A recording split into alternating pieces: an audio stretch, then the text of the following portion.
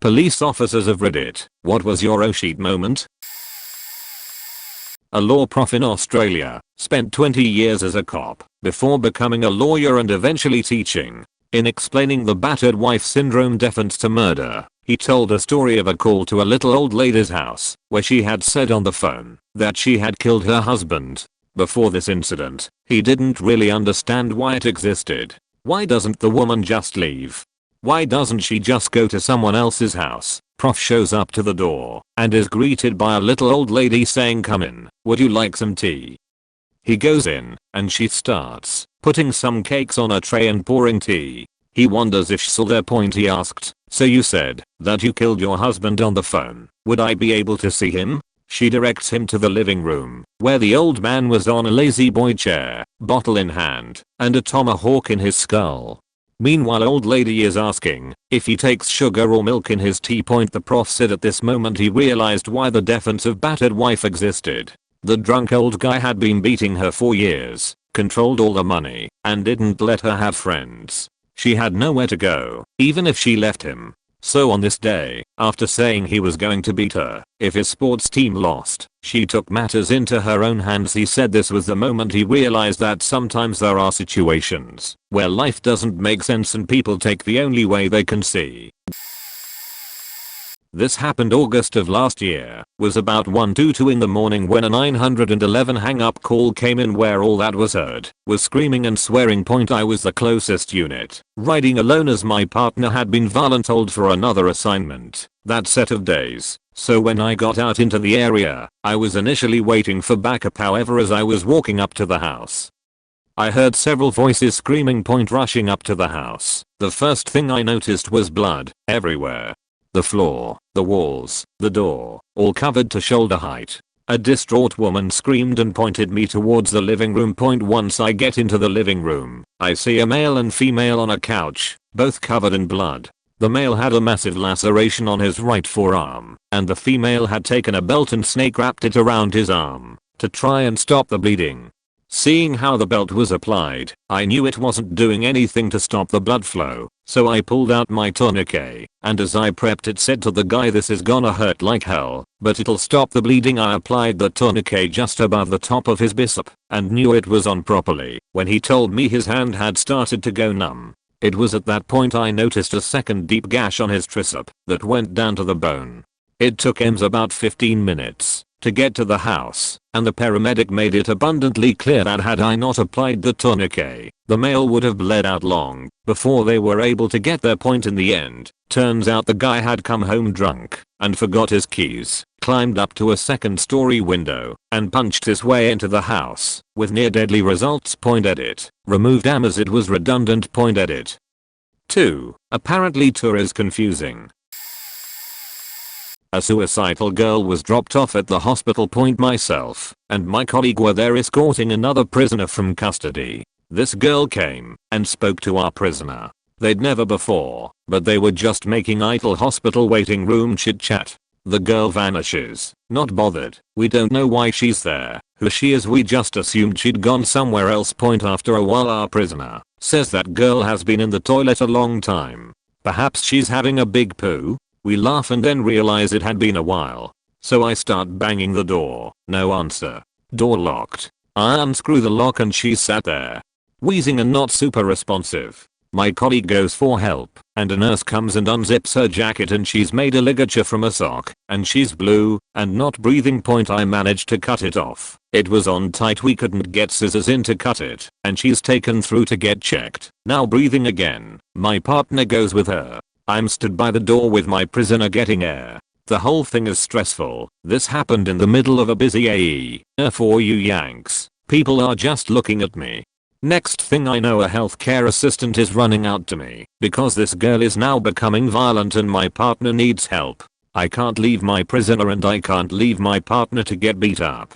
I chose to go for my partner. This girl is smashing her head into a wall, kicking, hitting, and trying to bite. It took 3 of us to get her calm. I barely managed to get the assistant's shout out before going in. Radio signal is poor to non-existent.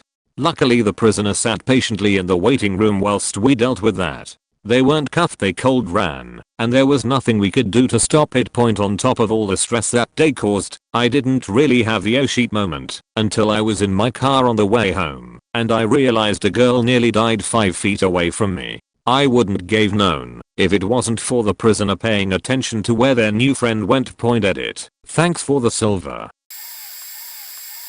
Dad is a newly retired cop, 30 years on the force. He has a couple gems that he has told me. Last one is pretty sad, so if you have any type of suicidal tendencies, consider this a trigger warning. While working as a patrolman, he had a couple encounters with people high on PCP.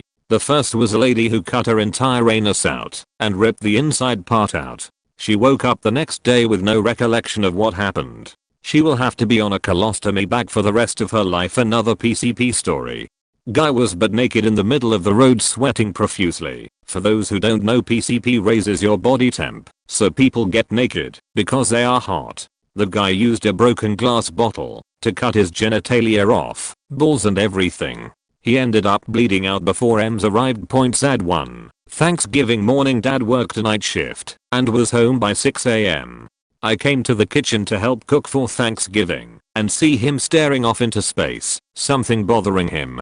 Turns out there was a bad car accident and the car caught fire. The woman inside was stuck because her seatbelt had melted to her. Dad went to pull her out and described how her skin had just crisped over, so when he pulled on her to free her, the skin just kind of peeled off. They eventually got her out, but she had suffered severe burns and was permanently disfigured. Dad is ended up getting burned up pretty good too on his arms. She ended up surviving, but took her life about 6 months later. That one my dad couldn't really ever shake. I think he blames himself for not getting her out sooner. That kind of heartache comes with the job, I suppose. Anyway, those are some memorable stories. He's got tons more, but those 3 come to mind right away. Witness to autopsies. Watching them pull the testicles out from the inside, or the needle in the eyeball to get samples of eyeball fluid, or the sight sounds and smells of the bone saw cutting through the skull, and the following suction sounds of the top of the skull being pulled off. Or check welfare call. Call to check on a 50-year-old lady who hadn't been seen for a few days. Got to the apartment, looked through a couple windows after no response at the door. Last window I checked, had to try and get my bearings while looking through half-open blinds. Realized she was there dead in bed, eyes open. I have seen plenty of dead bodies prior to this call, but that one gave me the heebie-jeebies. Or another dead body call. Died in his sleep. I had been in the bedroom for a couple of hours making notifications and requests for a mains removal. A belt slid off the treadmill and hit the treadmill belt pretty loudly. There was no reason for that belt to fall off that treadmill. Cops get PTSD. 2. Edit. Sheet. I have so many. Patting down a male arrestee for a female officer. Dude was passed out at a green light. He was already cuffed. Right as I got down to his right ankle, I heard it. It sounded like a garbage disposal choking on pudding. Dude shit himself right there. I didn't say anything as he sat down in the back seat. The female officer went to the opposite side of the back seat to assist in buckling him in and gagged.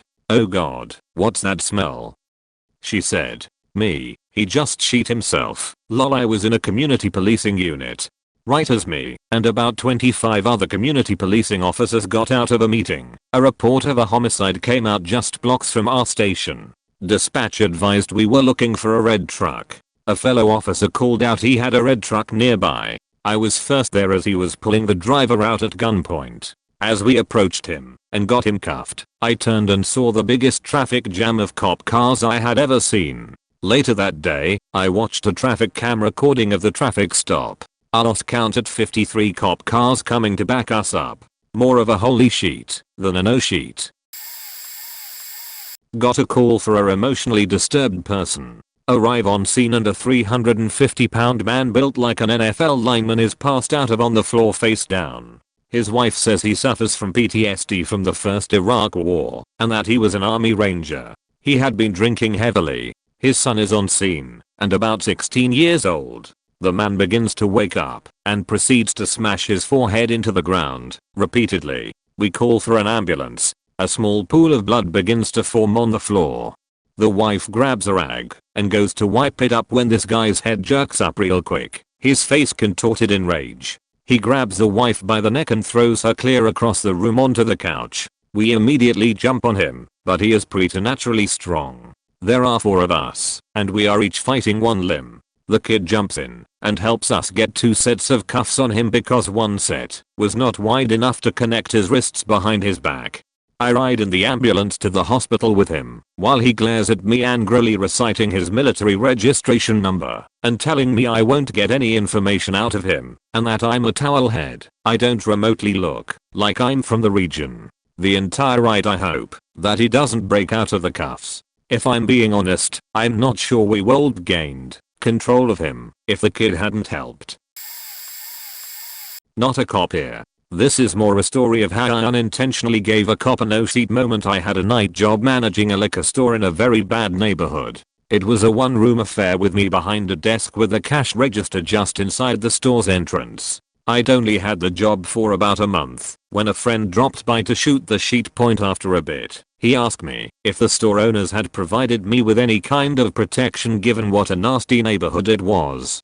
I told him, just this old double-barreled shotgun that's kept under the counter here, but it's empty. With that I reached down and picked up the shotgun to show him. Unbeknownst to me, 2 armed robberies had just gone down on a fast food restaurant and another business close by within a couple of blocks, and the police were responding to the calls in full force. I heard the sirens, but didn't think much of it because sirens were pretty common in that part of town. A police car swerved into the parking lot in front of the store and the officer jumped out of his car and dashed in to check if the robbers weren't hitting my store. 2. The cop burst through the front door of the store seconds after I'd picked up the shotgun to show my friend. Him coming through the door as fast as he did startled me, and without thinking, I turned toward him with the shotgun in my hands, and it was inadvertently pointed at him. His gun was holstered and I had the drop on him. At that moment he didn't know if I was the perp who'd just robbed the other stores or what. His face went paper white. Both of our minds were blown at the exact same time. I quickly laid the gun down and let him know there was no harm intended. But I'm pretty sure he's never forgotten that particular row sheet moment, and neither have I. Just checked onto my shift. As I turned my patrol car on, my radio was in mid-broadcast about an accident just outside the city I work in. I voluntarily checked en route to help out the best I could. While heading there, I was informed that it was actually closer to the next city over, but that I would still be the first one there. I was then told it was a head-on collision. I arrived on scene about a minute later. It was in fact a head-on collision. 5 people from one vehicle were not wearing seatbelts. All 5 were fatally injured beyond any measure. There was nothing I could do. A doctor showed up on scene shortly after me. Nothing he could do. I watched 2 adults and 3 children die in front of my eyes. The 6-year-old little girl just stared at me unblinking as she passed. I still get emotional. They were students at our elementary school. I knew them because I routinely go to that school just to see the little kids and give them junior police stickers, take pictures with them, and let them play with my gadgets and police car. I went to the memorial service that the school put on for the girls to pay my respects. Their father was there and didn't know who I was, or that I was the first one there, or what I saw. He was talking to another father, clearly in between denial and anger phases, about how he wished he knew what officer it was on scene, so he could kill him for not doing anything, and why didn't he do anything, and blaming me for their deaths. That was really hard to hear. I wish I was a superhero and could have used magic powers to save those poor children. I'm sorry, little ones. You deserve to live your lives. Edit. Thank you all for the kind words and support. I have actually gone and seen a professional regarding it. That has helped a lot. Unfortunately, it is just something that will be with me forever. I'm doing pretty well overall and recently welcomed my first child into the world. Experiencing what I did makes me just love and appreciate every day I have with him even more. Thank you to everyone again, and also thank you for the silvers and wow, my first gold too. I wish it was for something much happier, but still, I really appreciate it.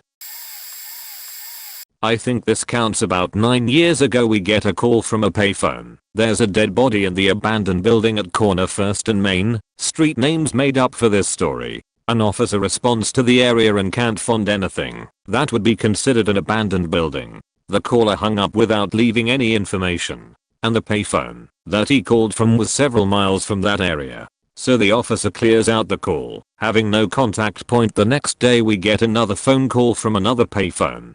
There's a dead body inside the abandoned building at the corner of 1st and Main. Again they hang up without offering any other information. This time I get dispatched the report. I head up to the area of that intersection and start looking around. Now understand that I live and work in a fairly sizable metropolitan area, and this was when the economy was still good, booming even. Abandoned buildings were hard to come by at that time. I drive through all the shopping plazas and little industrial complexes within the vicinity of that intersection, and I can't come up with anything. So I start driving a little bit further in each direction. But I remember that there's some new construction that hasn't been finished yet, and I wonder if they think that those are considered abandoned. I get out of my car and walk through a bunch of businesses that are still in the framing stages, but I can't find anything. As I leave the area, I'm now more than a mile from the original call location. As I pull out onto the major roadway, I stop for traffic and look in front of me. There it is. A gigantic electrical component factory that has been vacant for probably the last 15 years. It has a 9-foot wall around the entire perimeter, and the landscaping is still maintained, so it doesn't stick out like a sore thumb right away. That added to the fact that I'm pretty far away from where the caller said it should be. But then again, it's abandoned. It's definitely abandoned and has been for a very long time. So I call for another unit to back me up, and we go check it out. We use a drainage pipe to climb up and over the 9-foot wall to get inside the perimeter. We start walking the building, checking every single door. When I say this place is big, I mean it's faking huge. It's over 100,000 feet. It's like an old abandoned Motorola or Freescale or Intel type building. It has gigantic coolers on the outside, pipes running all over which way, ductwork running down the sides of the buildings, loading docks, and a basement. Every door we come across is locked and secured. We continue walking around looking for anything out of place. As I get about 3/4 of the way around the building, I pull on a door and it flings open.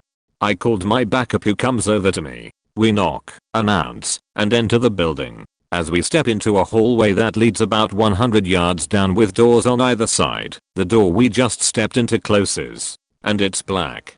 Pitch black. Like can't see my faking nose on my face black. We start moving through the building, trying to clear each room as the best of the two of us can. But this place is absolutely gigantic, and each room is connected to what seems like 4 other rooms. We stepped into one room and the door closes behind us. It must have been some old clean room or something. It was the weirdest thing, because there was no sound. Nothing. I couldn't hear the traffic outside, or the grumble of electricity or air moving. All the sounds that we heard throughout the rest of the building were gone in this one room. When I spoke to my partner, our voices didn't even echo. It must have had some kind of sound cancelling insulation or something. But it freaked me the fuck out. The floor had random 12-inch holes in it that led down to a basement that was flooded by over 6 feet of water. Wire, ceiling panels, and wire jacketing were hanging from the ceiling. There was broken glass, broken pieces of metal and brick, holes in the drywall, and abandoned equipment all over. I clearly remember thinking to myself that if there ever a time that I would be attacked by skinless zombie dogs, this would be it. And the entire time we are trying to find a dead body. As though this sheet wasn't freaky enough, I'm actively looking for a dead guy. We end up moving through the building, clearing it as best we can, until we get to what was definitely the industrial part of the building. Gigantic boilers, evaporative coolers, and components that run the building. Oh, and spiders. A shit ton of spiders. We stepped into a room and find that it is a dead end. We've reached the end of the building and we don't have any further to go. The room is about 20 x 30 feet and contains 5 very large electrical cabinets. They are about 8 feet tall and each about 4 feet wide, sitting next to each other. And they look exactly how I would design the lab of an evil genius if I had to make a sci-fi movie. The entire thing was covered in dials, levers, and red and green buttons. But only the panel in the middle was still illuminated. It had one steady glowing red light on it. The first and only light I saw in that entire building. My partner calls out to me, "You got anything?" I replied, "No, nothing in here. Looks like this was a gigantic waste of time. Just let me take a look behind these cabinets and we'll be good to head back to our cars." The panels have about 18 to 24 inches of room on each, and between them and the wall behind them. I walk over to the left side and peek my head around, and bam, there he is. A faking dead guy on the ground, pinned between the wall and the cabinet. He's on his back, arms in front of his chest like a T-Rex, and he has some injuries. And I nearly shot him. Not gonna lie. He scared the living shit out of me. Even though I spent the last hour actively looking for him, I still wasn't completely ready for it. So skip ahead to calling detectives etc. At the time, stripping copper was fairly new, at least to our area. I didn't recognize what the wirejacketing meant, as I hadn't seen it before. These two knuckleheads in breaking into this abandoned factory for God knows how long and systematically stripping every piece of metal out of it. And they made it all the way to the very last room. The only room that still have power running to it. C. The middle panel, you controlled the fire suppression system for the building. And the owner's insurance policy required that it remained on active. When these guys opened up the panels, they must have thought they hit the mother lode. Each one contained an 1.5-inch copper cable. Now an 1.5-inch copper cable is worth quite a bit of money, but it also conducts quite a bit of electricity. They cut through the first one successfully, leaving the sharp ends exposed inside the cabinet. But when this poor sap started cutting into the second one, he got the right of his lifetime. Not only did he electrocute himself, but the current coursing through his arms pulled him into the cabinet, stabbing one of the exposed ends of the previous cable into his chest. This kills the copper thief. R/Teles from Thesquidka. Okay, I've had a few oh shit moments. I'm referred to as a sheet magnet on my shift. I was working a late Super Bowl night for overtime one night. I remembered seeing a vehicle sitting in a car wash stall as I was on the way to a call. I drive back the other direction an hour later and see the same car still sitting there unwashed. There doesn't look like anyone is preparing to clean it either. It's an area of high drug activity. I pull into the parking lot and move to sneak up on the car to see what might be going on. I see a male in the back seat and he sees me. He immediately begins reach down near the seat, and I'm hoping he isn't grabbing for a weapon. I draw my gun and tell him to show me his hands as I'm moving to get a better line of sight. He finally brings his hands up empty. I tell him to get out of the vehicle for me. He says he needs to pull up his pants first. I'm sorry, what? He wasn't grabbing for a gun. He was trying to get the pocket bussy he was using off his dick and get his pants up while I'm pointing a gun at him. I holster up and tell him to do the same. He gets out and I can see a fairly large quantity of meth for a single person sitting in the seat next to his pocket bussy and an all vibrator that I hadn't noticed before. I ask him if there's anything else in the car. He says there's some heroin too and a couple dos. He then begins begging me to throw his sex toys away before his wife gets there to pick up the car. Apparently he had told her he was going to wash the car midway through the big game. He left her and their guests at his house so he could have his own special halftime show. Edit. Thanks so much for the gold.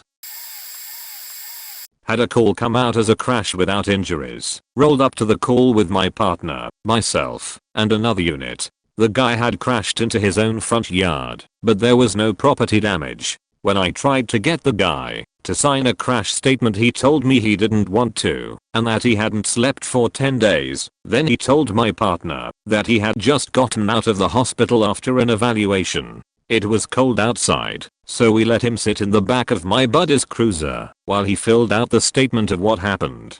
He kept making statements like, "Just kill me, man," and "Guys, just blow my head off right here." My partner called the hospital to make sure he didn't escape or something, and the guy wasn't going to receive a citation at all, since it was his own property that got damaged. Just a tow to his driveway, which was right there, and that's all. While walking back to the back of the cruiser to let him out, the guy pushed open the door when my partner opened it and yelled, "Let's go, motherfuckers," before attempting to tackle my partner. All three of us jumped on top of him and began trying to hold him down while he kept screaming. He then reached up and bit my partner on the arm. We got him in cuffs, then transported him to the hospital, where we had to fight with him 2 more times in the hospital, and he bit a nurse. Everyone was okay, and it ended up being that he was just mentally unstable, no drugs involved. I don't know if I'd call it an oh shit moment, but it stands out. Point call of a burglary in progress. It was late, about 4:30 to 5 am, and we got off at 6:30, so nobody really wanted to go to this. Anyways, I go with a handful of other guys. All we knew was someone was breaking the windows in from the backyard. As I pull up, 2 people come running up from inside saying someone has entered the home. We set up with a couple more guys, and my corporal looks through the wood fence to see what he sees. Blood everywhere and a man face up on the ground. We make entry, and he's dead. I never figured out who he was, but our best guess was he got high on meth and thought this was his pad and tried to break in when he couldn't open the door. Had a great gash in the bend of his arm where the glass from the window cut him. He didn't die quickly. There was blood all over the backyard, particularly where the door was that he was trying to get into. Point luckily, we had an actual homicide earlier that night, so Cap detectives were already there and were able to come to the scene to handle it. Point 1 more recently was where 4 gangsters tried to rob the wrong guy, and he shot all 4 of them. 3 headshots. 1 dead gangster right on the sidewalk. It was raining too, so it looked just like the movies, where the blood was running down the street. Point I work in an aggressive city. Correctional officer here, not sure if that counts, but I'll tell a story that happened a couple of weeks ago. Point I was doing some paperwork in the block office of my unit when I got a phone call from the officer in the control center. He told me something was wrong and that I needed to go to one of the cells immediately. I asked him what the problem was, and he said he wasn't sure, but that I needed to go check it out. Usually when this kind of call comes in, I go to the cell, and one of the guys has a toothache or something silly, and I end up escorting them to the infirmary so the nurses can treat them. Point the officer seemed pretty worried, but I didn't think much of it at the time. As I get to the cell, I notice that the floor is completely covered in blood, like so much blood I can't actually see the floor. There's so much blood it looks like the set of one of those gory B horror movies. One of the offenders is slumped over, not responding. The other is sitting leaned up against the cell wall panting. They are both covered in blood. At this point I thought that I was looking at a homicide. I figured they got into an altercation. One pulled a shank on the other, and a struggle ensued. I immediately turned on my body cam and used my radio to call for first responders and nurses from our infirmary to respond. I'll save most of the details so this post doesn't go on forever, but long story short, what actually happened was that both of the guys had made a suicide pact. They both cut arteries in a place that I would rather not mention and swallowed a bunch of razor blades. On the table in their cell they left a suicide note and their sink was full of razor blades. Luckily we got to them when we did because they were close to bleeding out. I ended up getting blood all over me, after which the guy whose blood was now all over me mentioned that he had hepatitis C. I had multiple OC moments that day. Responded to a welfare check called in by a social services hotline. A male had called in and said he was suicidal. They provided a name for the male and the number he called in on. Our dispatch was able to find a previous call from that number and the address linked to it. My partner and I responded to that address and the father answered the door. We explained why we were there and asked to speak to his son. The father knocked on the son's locked door while we spoke in the hallway. I asked if he was getting dressed and we knocked again. Immediately after we heard the distinct sound of a handgun slide racking. We drew our handguns and told dad to go outside immediately. While attempting to get mom to go outside, she tried to walk down the hallway to son's door and I had to force her out of the residence. My partner and I both took cover inside the residence and gave commands to put the gun down, telling him we just came to check on him and to talk. 30 to 45 seconds into the whole ordeal, a single gunshot rang out from inside the bedroom. It was clear to us that he probably had shot himself 1 to 2 minutes past, and we had 2 additional officers on scene and were able to force entry into room and found the man immediately inside the doorway, single gunshot wound to the head. He was beyond helping. It was surreal telling the mom and dad their son was dead. It didn't faze the father at all. Point inside his room were other spent handgun shells and holes in the wall from where he had shot the walls previously. He also had steak knives stabbed into the drywall. It was clear their son was disturbed and needed help, and I have no idea why the family did not seek out advice on what to do. Back when I was young and dumb, I liked to do one-man surveillances. It was easy. The city I work for had a huge drug problem, and the dope spots were well known. One night I parked my police car around a corner and walked to the sidewalk, where I stood halfway hidden behind a bush watching people walk up to a drug house the next block down. I saw one guy walk up, go in the house for a hot second, then come back out and start walking towards me. Perfect, I thought. I'll stop him, see whether he just bought drugs, and work my way up from there. So I stepped back into the shadow of a doorway to wait. Little did I know that he saw me, or at least he saw the outline of a man backing into the shadows along his path. But he kept coming, and so as he walks up I stepped out and said the thing I seemed to say to every person I stopped back then. "What's up, man?" Thankfully I had my flashlight, and I was in a full uniform, but I see his face register a look of pure shock and I hear something clatter to the ground. So I grab him up and handcuff him real quick, and he's saying he didn't know I was an officer, and I looked to see what he threw. It was a knife. He thought I was going to try and rob him. When I saw that, we looked at each other, just stared into each other's eyes without speaking. Both of us probably thinking the same thing, how bad that could have gone. I told him to turn around, took the handcuffs off, and told him to grab his knife and kick rocks. And we just both chalked that one up to good fortune. I have a few. I've got about 5 years on in a medium-sized city. My first was while I was in field training. Call for a possible overdose. I went into the basement of the house while my trainer was grabbing his medical stuff. I got down there right as this dude high on bath salts started to come to. He went straight to tackling me and tried taking my gun. I was able to keep him from breaking my weapon retention and fight until my trainer got there and we got him cuffed up. My second was hearing a medical only call for a 6-month-old not breathing. I happened to be 2 blocks away. I got there and started CPR until EMS arrived. The kid ended up not making it, and to this day I think about it a lot. I hate running medical calls, but a lot of times we respond so much faster than fire and EMS. My third was a traffic stop on the interstate. Make contact with the driver, who is obviously drunk. I get him out of the car and tell him to face away from me so I can pat him down. As I'm going to start I ask him if he has anything on him. He starts to pull away and his hand shoots to his waistband. That's when I see the outline of the gun. Everything felt like it was moving in slow motion, but I was able to grab him and push him against my car and pull the gun from him. He ended up being like a .200 back and having Xanax in his system. I think if he had been sober he would have been quicker, and it could be a different story. Not a police officer, but was in an explorers program 20 years ago. The officer in charge of training us, forgot his name, was giving a lecture on what it was like to be hit with a taser. Being immature and stupid I called bullshit and tanned my mouth how a taser wouldn't bring me down. 16 at the time. Well, he goes off and says to get a waiver signed by my mom and demonstrates to the class how much I can withstand about 35,000 volts. You can guess where this is going. So my mom was a real bad alcoholic.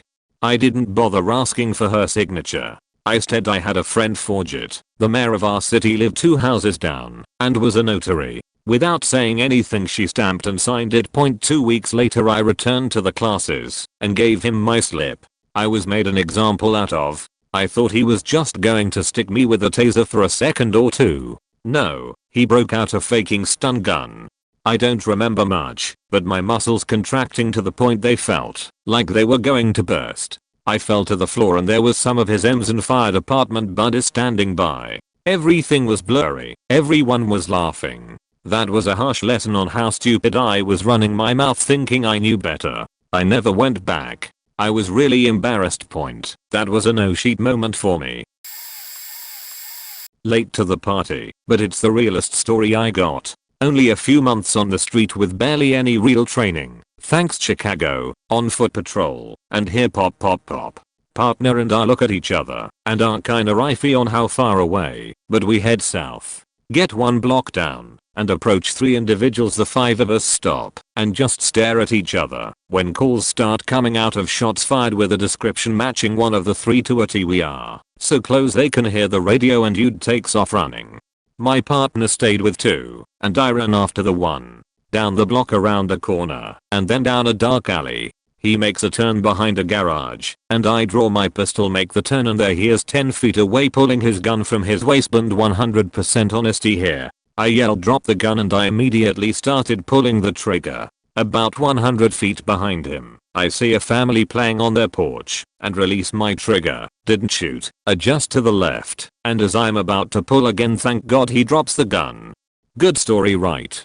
Doesn't end there. I put him on the ground and now his hand is inches from the gun he just dropped. I have a gun in one hand and a flashlight in the other, and I really couldn't decide which one I should put away to cuff him, so I just sat on his back telling him not to reach for the gun while I called for help. Thankfully it all ended well, but what always got me was the guy was 15 years old and in lockup told me I was lucky. Apparently he made the turn and was pulling the gun to shoot me. His exact words were, "You're lucky. I was gonna shoot you, but you got the drop on me. Had I not drawn as I turned the corner, I would have legit been looking down the barrel of a gun held by a 15-year-old kid who had already made up his mind he was gonna shoot me. Had other close calls working in Chicago, but that was the first. Oh shit, should I really be doing this moment?" Contacted a transient in the middle of the night. He had an illegal campfire. Not really a big deal. He apparently decided he didn't want to be contacted. Jumped up, spun around, had a knife in his hand. We started to wrestle around a little bit. I pulled my gun and tried to give him a contact shot to the head. Click. I then proceeded to use my Glock as an impact weapon. Spoiler alert, polymer pistols aren't super great impact weapons. But it was enough to make him not conscious for long enough to get the cuffs on. I call fire and medics to check him out before I transport him for a medical clearance. The fire captain asks if I'm alright. Yay, I'm fine. He then notices part of my uniform is darker than the rest because I'm bleeding. Dude stabbed me. Oh, seat point coming back from the jail, I had my radar on. Car coming the opposite way on a highway just out of my city. Pinged the Doppler at 90 something. I flipped around real quick and let it up. Start to walk up. Vehicle occupied by 4. I opted for a passenger side approach.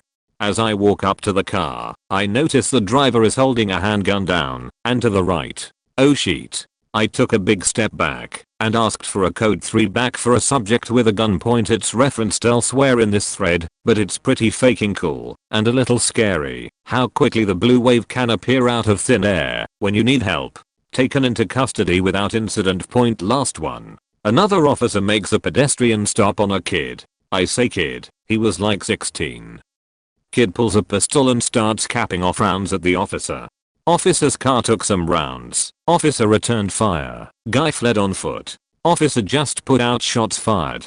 And nothing else. Oh shit. The sergeant jumped in and called a 999, and like the entire county showed up. Agencies you forget exist on a day-to-day basis like state park rangers, fish and game wardens just appeared out of the ether. Other agencies showing up with bearcats and SWAT teams and shit. Way more resources than I think we needed, but it was definitely cool that every surrounding agency dropped all their shit and sent the majority of the on-duty personnel.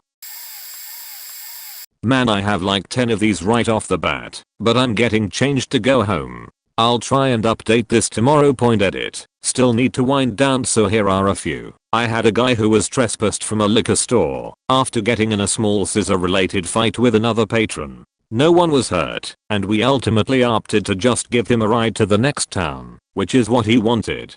So we get him in the car and drive him over the bridge. Along the way we are just making small talk, and he seems like he's been having a bad day and just wanted to get home to relax. We get to the area he wanted to go, and I let him out of the car. I wished him well, and he looks me dead in the face and tells me to go fuck myself. I'm like, well, that was weird, but okay. He turns back toward where we came from and sprints away to the bridge, where he hops the railing. God damn it.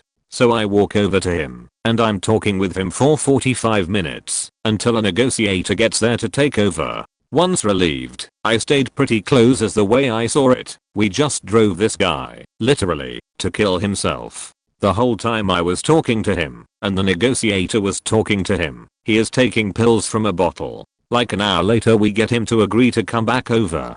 He is currently sitting on like 5 inches of concrete on the other side of the rail. Right as he goes to get up, he starts having a full seizure and begins to fall. I got lucky making a diving grab through the bars and was able to get him around the neck. So there I am, dangling with the full-size man over several hundred feet of air until a rope rig gets set up so we can get him over to safety point another time. We had a call for a lady with a butcher knife who went to her neighbor's house, threatened to kill her, then gave her a hug and left. We start checking the area to come up short, so we get out of the car and start looking around.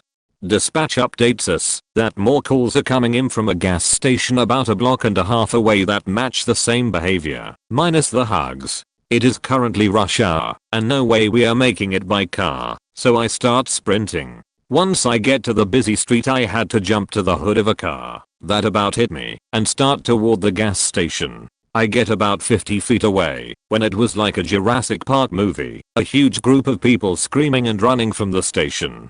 Then the lady comes around the corner wildly swinging the knife around and power walking at us. Well, fuck. I figure based on the behavior she is having some kind of schizophrenic episode and try a huge gamble to get her to snap to. I yelled as loud and sharp as possible, hey. I followed it up with a clear and more calm, put the knife down and get on the ground. Thank God we had training on this and it worked. We got her under control and luckily no one was hurt. Then this one time, I was driving alone. Normally I have a partner, but sometimes I don't. I was just driving down a highway when I get to a red light and this kid comes screaming into the intersection beating on cars, jumping around and running into cross traffic. I hit the siren and the kid dead stops, looks at my car and starts T-2000 running towards me. He gets like 10 feet from me and then just lays down on the ground. I utter a confused what the fuck and get out. I ask him what his issue is and start approaching slowly. Once I get close to him and he isn't responding to me at all, I see a small puff of cotton on his jacket and I think, is he shot? What the fuck? So I unzip his coat and he is soaked in blood. 2 in the chest and 1 in the arm. I tell dispatch what's going on and even her acknowledging me was in a what the fuck did you get into now tone. So I start cutting the kid's clothes off and get a few chest seals on him and a tourniquet on the arm. He starts to go under on me, so I start CPR. No leaks, just hypovolemic shock. You guessed it. I drove into a shooting, but being by myself, I could only call out the other guys running away. This again is happening in the middle of a highway and now traffic is starting to blast past me, so I have to carry him off the road so we don't die. Somehow the kid lived. Oddly enough, this exact scenario happened to me 2 more times. I'm what you would call a sheet magnet. Last one, but trust me, I could do this for hours. We get a call for a completely naked woman in some guy's yard. We start thinking that it's a possible rap, so we are making a game plan accordingly. Once we show up, we see how badly she is beaten. She is able to mutter an address and he's going to kill the kids. OMFG. So we run. We run to the house, and I slam through the door. The pose is playing dead on the bed, so we quickly get him hooked, and find the room is filled with loaded guns. .45, Benelli, hunting rifles. Loaded. All of them within arm's reach. We find the kids. They are shaken up but not because of the brutal assault, but because the cops show up. Apparently this was a regular thing at the house. Screw it. Bonus episode. We get this call for a lady trying to kill herself. No reason to really believe it, but someone called, so we gotta go. We get to the house and it all looks pretty quiet. Then we look through the windows and see all the blood. Blood everywhere. So we start talking about what we are going to do when all of a sudden, the curtains fly open and this lady is standing there screaming, "It's time to die," while flipping us off and still bleeding. Heavily. Oh shit. So I grab the old key to the city and smash the door in. She tries to struggle with me, but I don't see a knife and I have easily 70 pounds on her and know what I'm doing.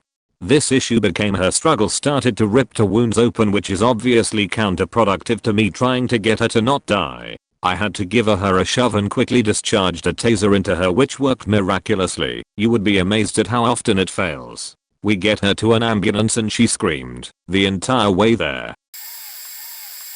Was conducting a search warrant in a luxury condo complex where a well-known street gang had set up their identity theft operation. During our SWAT briefing, the detectives informed us that one of the gang members had a violent history and is known to carry a firearm, hence the need for SWAT for an identity theft search warrant. We breach the door, make our way through the first 2 floors of the 3-story condo, and do not encounter anyone. We are now making our way to the small 3rd floor landing that opens up to 2 bedrooms, left and right. I'm number 7 in the stack, 7 operators back from the front.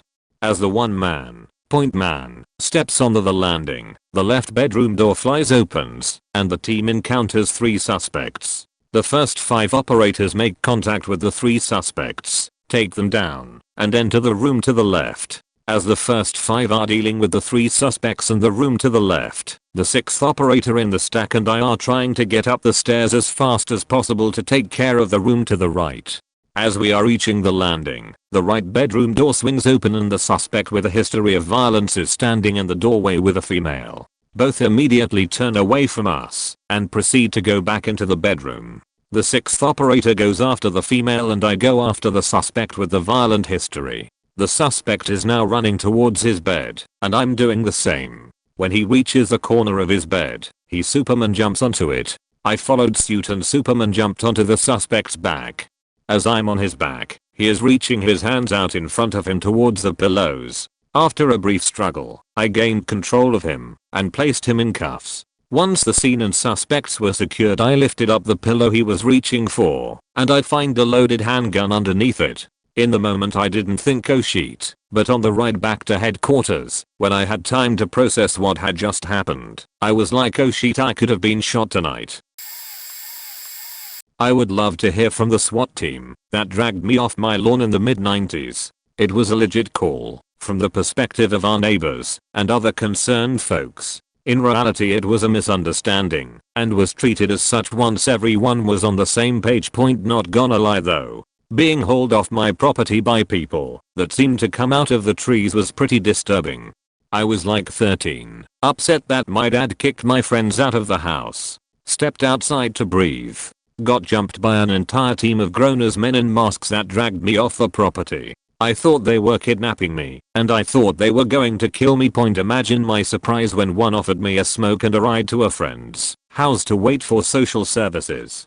I never went to my friends and I never spoke to social services.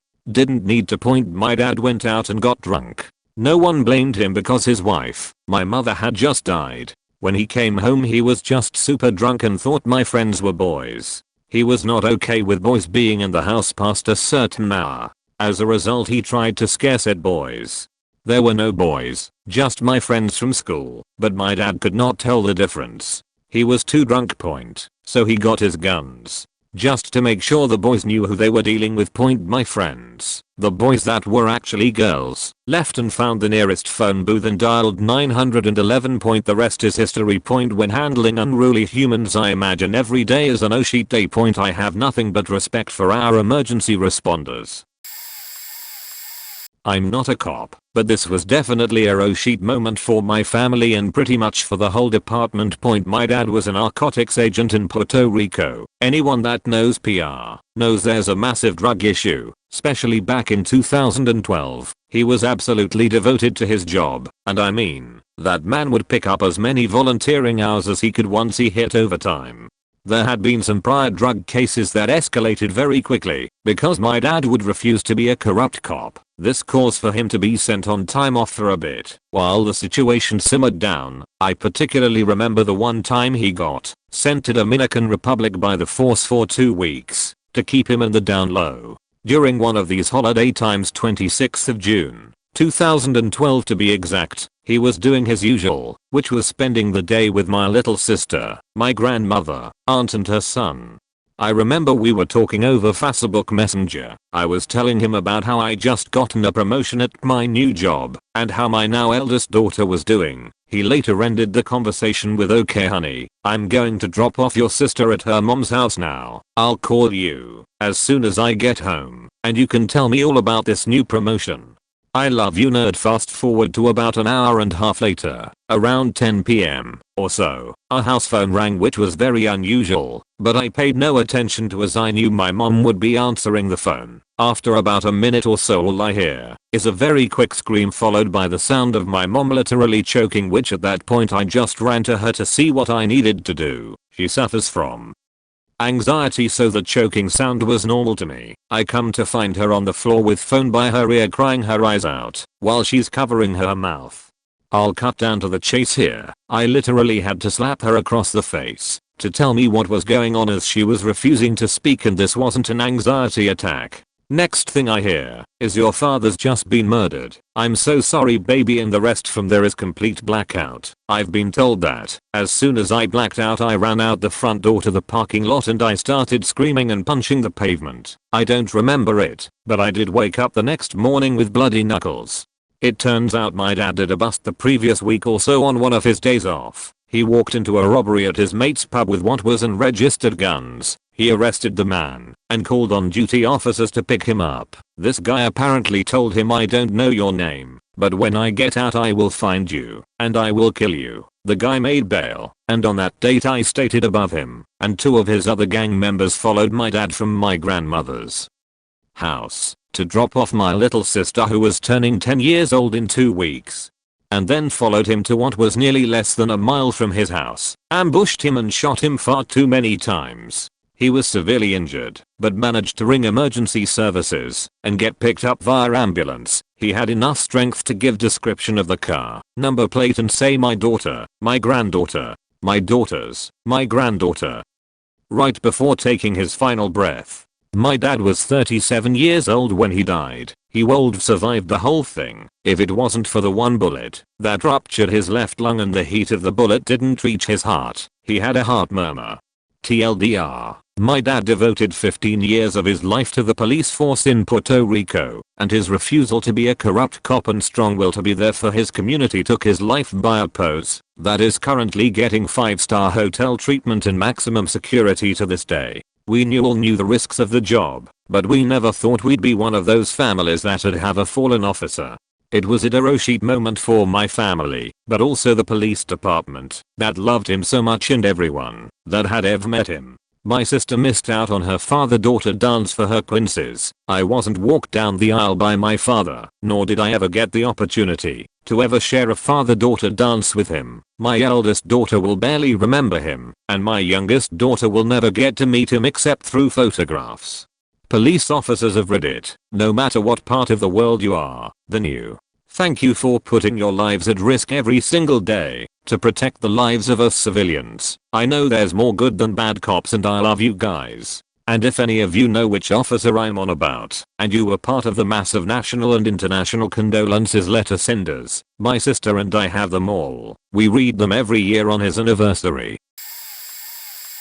Sorry for being late to the party. This is my dad's oh shit moment, but unfortunately it involved me. I personally only remember a few details of what happened. The rest of it is what was told to me. My dad's a cop and was working New Year's Eve 2015. I was at party that night, but left the party early. My mom and brother were at their own party, so I texted her and let her know I was on my way home. I didn't bother texting my dad since I didn't want to bother him. I was about 10 minutes from home, and I was making a turn and I see this car speed through a red light and slam into me. That's the last thing I remember. My Jeep was wrapped around a tree, and I was in the side that was smashed into the tree. According to the other officers, my dad was the first one to show up to the accident. They also said they've never seen my dad go ballistic. They said he tried to manually pull my Jeep away from the tree while screaming for me, asking if I was okay and whatnot. They had to wait until Jaws of Life could arrive and pry the Jeep and tree apart. Here's the kicker. I was dead by the time they got me out. But I was only dead for a few minutes at that point. Luckily the paramedics were able to bring me back. I had several broken ribs, a punctured lung, a bad head injury, and something else had burst inside me which made me bleed out, which led to my temporary demise. All the while everyone was trying to calm my dad down, who kept saying he was going to kill the sob who almost killed my daughter. Fast forward to the hospital, I finally wake up, and I've never seen my dad cry so hard. He was literally sobbing. He told me whoever hit me was going over 90 miles per hour when he made impact with me, cause the tree I hit was over 60 plus ft from where we made contact. He hit me so hard that my Jeep flipped several times before wrapping around the tree point. Unfortunately they never caught whoever hit me. I know it still haunts him to this day. He wouldn't let me drive for almost a year after the accident because he was so paranoid, and I was too, to be honest. It's a scary thing. Thanks for listening y'all. If you've got a family member that's in law enforcement, give them a hug and tell them you love them. You never know what could happen in a matter of minutes. I was lucky enough to make it through, but some others aren't. Don't take them for granted. My father-in-law was a police officer in a smallish town in NZ. One Christmas Eve he's on duty, and I was at home with my new wife and Mill. He's supposed to be home at about 11, but getting on 1 AM he's still not home. Knowing he sometimes enjoyed a beer or two after duty, I offered to drive down to the local to see if he was there. Anyway, I get dressed, go outside, and I'm just about to get in the car when I see him staggering up the drive. I walk down to meet him, and from about 5 meters I can smell sheet. Not normal sheet, but something deeper, stronger. Turns out he is covered head to toe in liquid cow sheet, soaked to the skin, dripping. So the story went, he was on duty and got called to the local mall where the Santa had been accused of shoplifting. Sure enough, they got there and Santa had bags of lollies and drinks down his pants. So they handcuff him and take him away in front of all the kids. They gave him a warning at the station and sent him on his way. Not long after there was a call to a serious car accident. Him and his partner are first on the scene. A young woman who was very pregnant had died on impact. He ends his shift and is riding home on his motorbike and starts thinking about having to arrest Santa on Christmas Eve and gets to laughing, which get to him not concentrating on riding, and he misses a corner and goes through a fence into a paddock.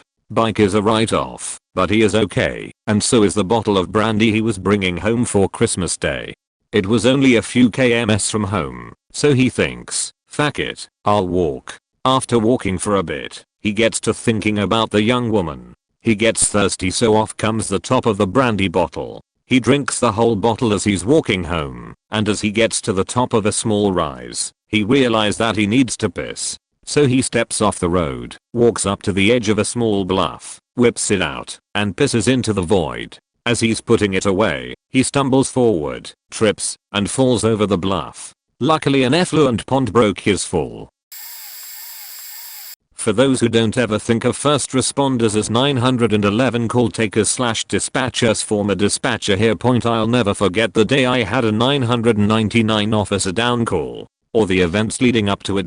It was about a 3-day ordeal. I actually was the original call taker. A family concerned for their son's well-being. He was off his meds and suicidal to the point of suicide by cop.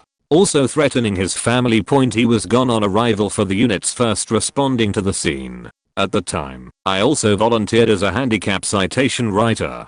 I finished my dispatch shift, changed uniforms, and checked out a patrol car to go issue citations. My biggest pet peeve at the time. I ended up helping out with traffic controllers units search the woods. No luck. He was in the wind. Next day, no luck in finding him. Third day. It's now Monday. Local schools are on alert. We get a sighting. Schools are now on lockdown. SWAT is deployed. We find him in the woods. One officer, attempting to do the right thing, gets close enough to use his taser. Problem is, only one prong sticks. That doesn't do a damn thing. He turns around and starts to pop off rounds. One of them striking the guy that tried to end it peacefully. The entire SWAT team unloads on him. I hear simultaneous 998, 999, which means officer involved shooting and officer down, respectively. Bad guy dies. Good guy gets shot. I coordinate a helicopter to land to assist my officer. As soon as I know he's on his way to the hospital, I throw my headset down and yell for someone to take over my channel. Go downstairs, put a dip in, as well as light a smoke. I'm freaking out. My friend has just been shot by this guy. 20 minutes or so later, someone comes downstairs and tells me that he's fine. It was a flesh wound. Suddenly, I'm perfectly fine. I go back up and take my channel back. Not too long after that, I chose a different profession. Like most cops, I have several, but the one that sticks out most is this. It's about midnight, and I get sent to a burglary in progress call. It's more of a trespass. The initial call details were that the caller had stated that a naked male had just entered his house and had not yet excited. When I got there, I first spoke with the caller, who was outside waiting in his car. He explained to me that he has just bought this house and was in the process of moving things in. He said he was in the garage unloading his truck when a completely naked male walked in and stared at him for a few seconds. The caller, obviously completely dumbfounded by this, just awkwardly waves at him. The naked man doesn't acknowledge it and walks into his house. This is when he sits in his car parked on the street in front of the house and calls police. He said he never saw the naked man leave his house. So I got on my radio and relayed this information. Now, like most first responders, my first thought with these details is excited delirium. If you're not familiar with that, think of a bad PCP trip video that I know we've all seen somewhere on the internet. They get overheated and get naked. They develop super strength, no joke, and do not feel pain. So, after putting this over the radio, several more officers show up as they were all thinking the same thing, and with excited delirium you can expect a hard and violent fight. A K9 officer shows up and brings his dog to the door and makes several announcements. Insert city here, police with the K9. Make yourself known or you will get bit. After several callouts, he doesn't make any noise to let us know he's in there, nor does he come to the door, so the dog is released to clear the home. We then shortly after hear the dog, and it sounds like he's found him. We go running in, and sure enough the naked man is just laying in the bed, with the dog latched to his arm. He's not screaming, yelling, hell he isn't even wincing. He's just punching the dog with his one free hand. The K9 handler gets his dog off, and I threw the suspect off the bed onto his stomach on the floor. Other officers are here trying to assist me at getting his hands behind his back. With no success, the suspect then begins to fight with us. Several officers then begin to utilize physical force, knee strikes and such, which he does not react to. One officer gave what's called a drive stun with a taser. What that is when you put the taser up against someone and make contact with them and push the arc button, as opposed to pulling the trigger and shooting the prongs. The suspect yelled as if it hurt, but did not react physically like it hurt. He was still resisting and trying to hit and kick officers. While in the middle of this struggle, I make eye contact with him. He's foaming at the mouth, and he says to me, "I'm just trying to save Jerusalem." These were the only words he said throughout the entire fight. The reload sheet moment was his eyes. It was like he was looking through me and not at me. It was like there was nothing behind them. It was creepy. To put into perspective how strong this guy was, he had something in his hand, which was formed into a fist, and we couldn't tell what it was. I took the tip of my baton and placed it on the side of his hand in the gap between his finger and thumb. I don't know how else to explain it. Make a fist real quick, and you'll see what I mean. I then hit the other end of my baton with my knee, eventually making enough force to open his hand. What was in his hand? A befolded leather wallet. Well, what used to be. The wallet was like little pieces of paper after the paper gets wet. He was so strong and sweaty that his leather wallet practically turned into pieces of wet paper. We were eventually able to get him into custody and safely transported to the hospital, where he was treated for the drug use and dog bite. I work in a very busy and very violent city. To put it into perspective, 2 months on the job I responded to a homicide. Male shot 11 times. The next month, a 14-year-old shot in the face and killed. I've been a cop for almost 3 years and have been on countless shootings and stabbings and have been in far more violent and dangerous encounters than this, but the look he gave me while foaming at the mouth will always be one of the creepiest and biggest oh shit moments. created an account just I could tell this story. I work for a federal law enforcement agency and work with computers. I was asked to help with a child pornography search warrant, helping seize and collect digital evidence. The search warrant was in an apartment complex and the subject was not supposed to be there. He was a large man, over 6'4", and over 350 pounds. Supposedly, he was out of town traveling. We had contacted the apartment management to get a key, so we wouldn't need to break down the door down. Everything was pretty low key, yet we still had bulletproof vests on and such. The apartment manager said it was odd that the subject had told her that he would be out of town, but requested that no one go in his apartment. Weird. The mood was very casual, and when we got to the apartment, I stood next to my coworker as she knocked. There was no answer. We knocked again, just to make sure. My coworker inserted the key and opened the door, which stopped due to the chain. This was my first oh shit moment. He wasn't supposed to be home. The subject's name was Mr. Anderson and I immediately stuck my hand in the door trying to undo the chain. "Mr. Anderson," I shouted. "This is the police. We have a search warrant." I couldn't the chain off, but I kept calling out to him. "Mr. Anderson, open the door. This is the police." Shit, I thought. I'm Agent Smith from the Matrix. The team was obviously uncomfortable just standing around. We hadn't heard anything, and too much time was passing. I said something like "fuck this," stepped back, and kicked the door. It flew open, and we all rushed in, guns raised. The one-bedroom apartment was a hoarder's fantasy. There were towers of clothes and boxes everywhere. Furniture was on its side for whatever reason. It was as if the subject had turned the small one-bedroom apartment into a maze. I felt like I was entering Hannibal Lecter's SP summer apartment. The smell of unwashed 6 feet 4 inches 350 lbs plus man was heavy in the air, and then it was over. He wasn't there after all. I guess he must have put on the chain on the door as an attempt to keep management out.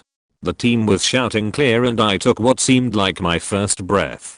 I was standing in his bedroom, next to his empty bed, when I looked down and noticed the loaded gun. The pistol was huge, a beautiful thing, and then I had my second oh shit moment. Was that there in case the POPO dropped by. Next to this huge handgun was a rifle. And then another as I walked back through the apartment and the maze. I found more and more rifles and guns. These were choke points. Positions of cover he could retreat back to, I suppose, while firing on whoever was coming into his apartment. When I got back to the door, I had my third oh shit moment. It was a corridor leading to the door. Inside the apartment, behind the turned over desk, there were rifles and ammunition. As I stepped into this homemade bunker, I could see the broken door that we had been knocking on just minutes earlier. In my mind, I could see the door partially closed and my hand fumbling for the chain. The rifle's rounds wouldn't have been slowed down by the door. They would have cut me and my team down. Our body armor wouldn't have saved us, but he wasn't home. It somehow got worse. We found Polaroids of kids. Terrible stuff. But it turned out that he was taking pictures from his computers, trying to make it more real. There were printouts from his work, customers who he found attractive, and taken their personal information home. Why? For what? No idea. And that was my oh shit moment. TLDR. Executed a search warrant in an apartment that was set up for a trap man to make a last stand in. But luckily, he wasn't home when we came by. I was leaving the airport one morning, and I saw one of the airport cops get hit by a car going highway speeds. He flew off the air about 20 yards or so, and would have bounced off the front bumper of my car if I wouldn't have slammed on the brakes. I was the first one to reach him, and he was in real bad shape. He had blood coming out of his nose, and mouth and fluid coming out of his ears, but was still breathing. His partner that was not struck by the vehicle arrived shortly after having to run the distance from the initial point of impact.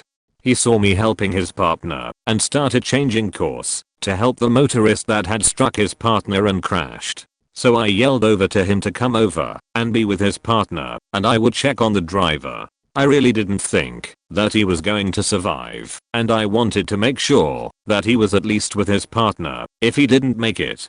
The driver of the car was conscious but unresponsive with superficial injuries. We later found out that she had a seizure and had the gas pedal all the way to the floor, and that was why she hit him with so much force. Hearing an officer down call on the radio is really bad under normal circumstances, but being on scene when it happens is haunting. Just as a clarification, I work as a Leo at our airport, but not with the airport police. So I knew these guys from seeing them around while at work, but never worked with them full time. I'm an explorer, and about a month ago I was riding out with one of the officers I always go out with, and we were driving down a main street when I see a guy standing in a bus stop holding a hatchet. So I tell my officer and we flip around. Our beat partner also flips around. When we go to make a stop on the guy, he starts running from us, so our beat partner cuts him off with his car and both officers get out to chase him on foot.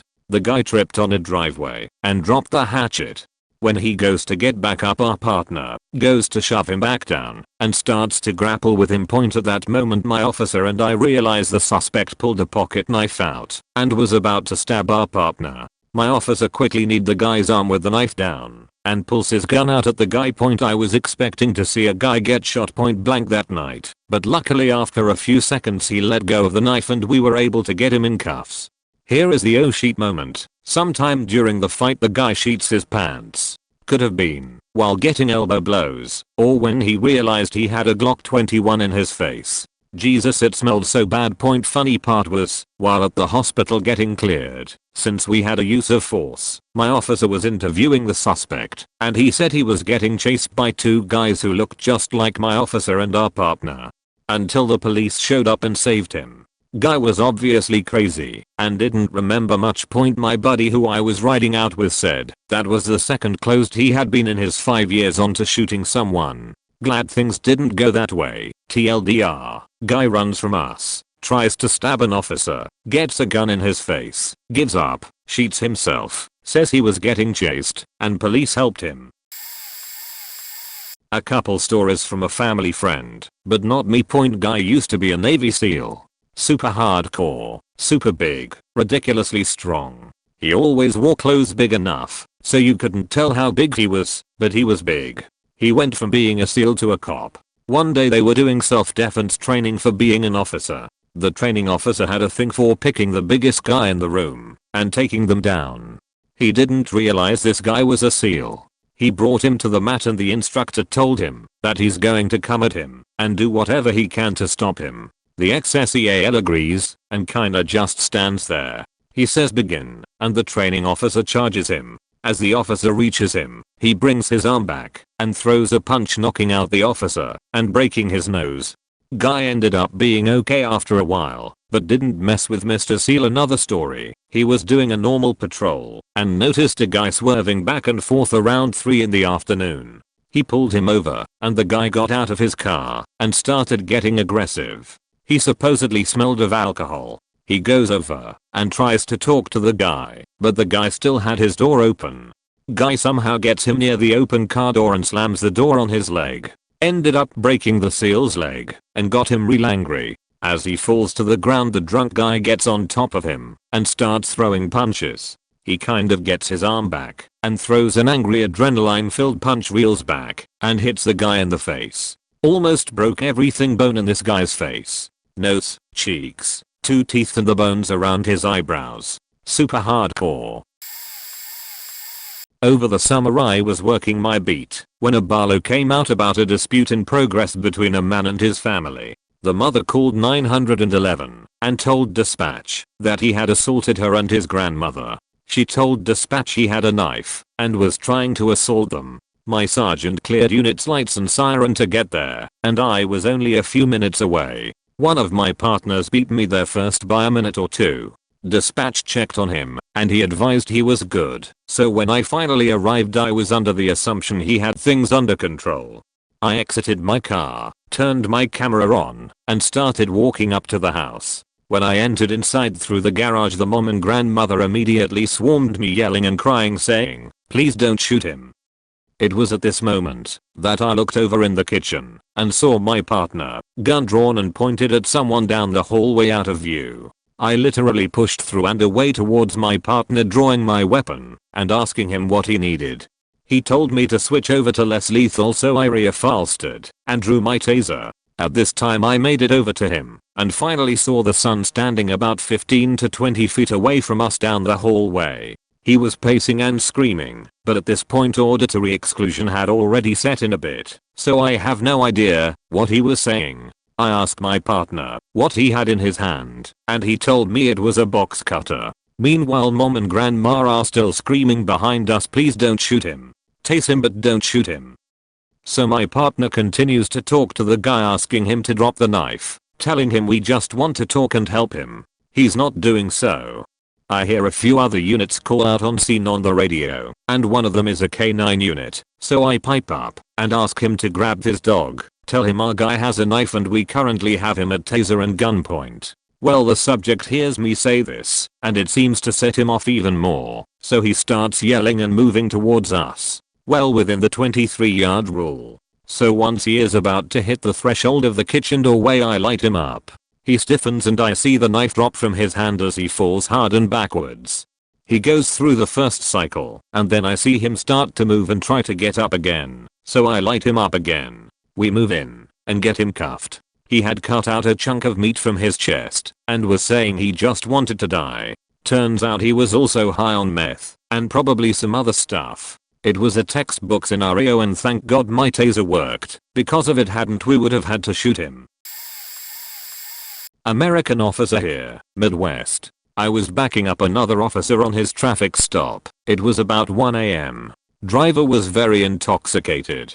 Other subjects were in the vehicle. Each person in the vehicle is well known to us for gun violence and drug trafficking. After securing the driver for his violations, we determined contraband was in the vehicle from driver admission, observing and open bottle of alcohol, and smell of burnt cannabis. It's illegal in my state to possess cannabis at this time. We ask the two to exit the vehicle for a search. As they begin to exit, they jump out and knock an officer down, hurting his elbow and knee. They then take off running in separate directions. 3 officers take off after one. Catch him. He was tased due to resistance and possessing a stolen firearm. For note, he is a convicted felon. I took off after the other subject by myself without realizing it. I chase him on foot for about a block. I'm about 10 feet from him, not gaining or losing ground but keeping pace. I see him reach into his back waistband and produce a handgun. Out of reaction, I start to unholster my firearm. Before I even draw down on him, he begins to turn towards me. For some reason, whether by accident or intentionally I really don't know, he dropped the gun. We paused and just looked at each other for probably a whole second. He began running again, and I reholstered and continued running after him. This epic hard-thumping chase ended with him tripping over a gutter and my catching him with no actual force being used. Also, my catch was a convicted felon and the firearm was stolen. P.S. I typed from mobile, so please excuse typos. 2 weeks out of the academy, I got guard duty over a double homicide in the middle of a sidewalk. A month later, chased a guy through the projects after he bailed from a moving car which went up a hill in neutral, then rolled back and hit my patrol car as I was getting out to chase.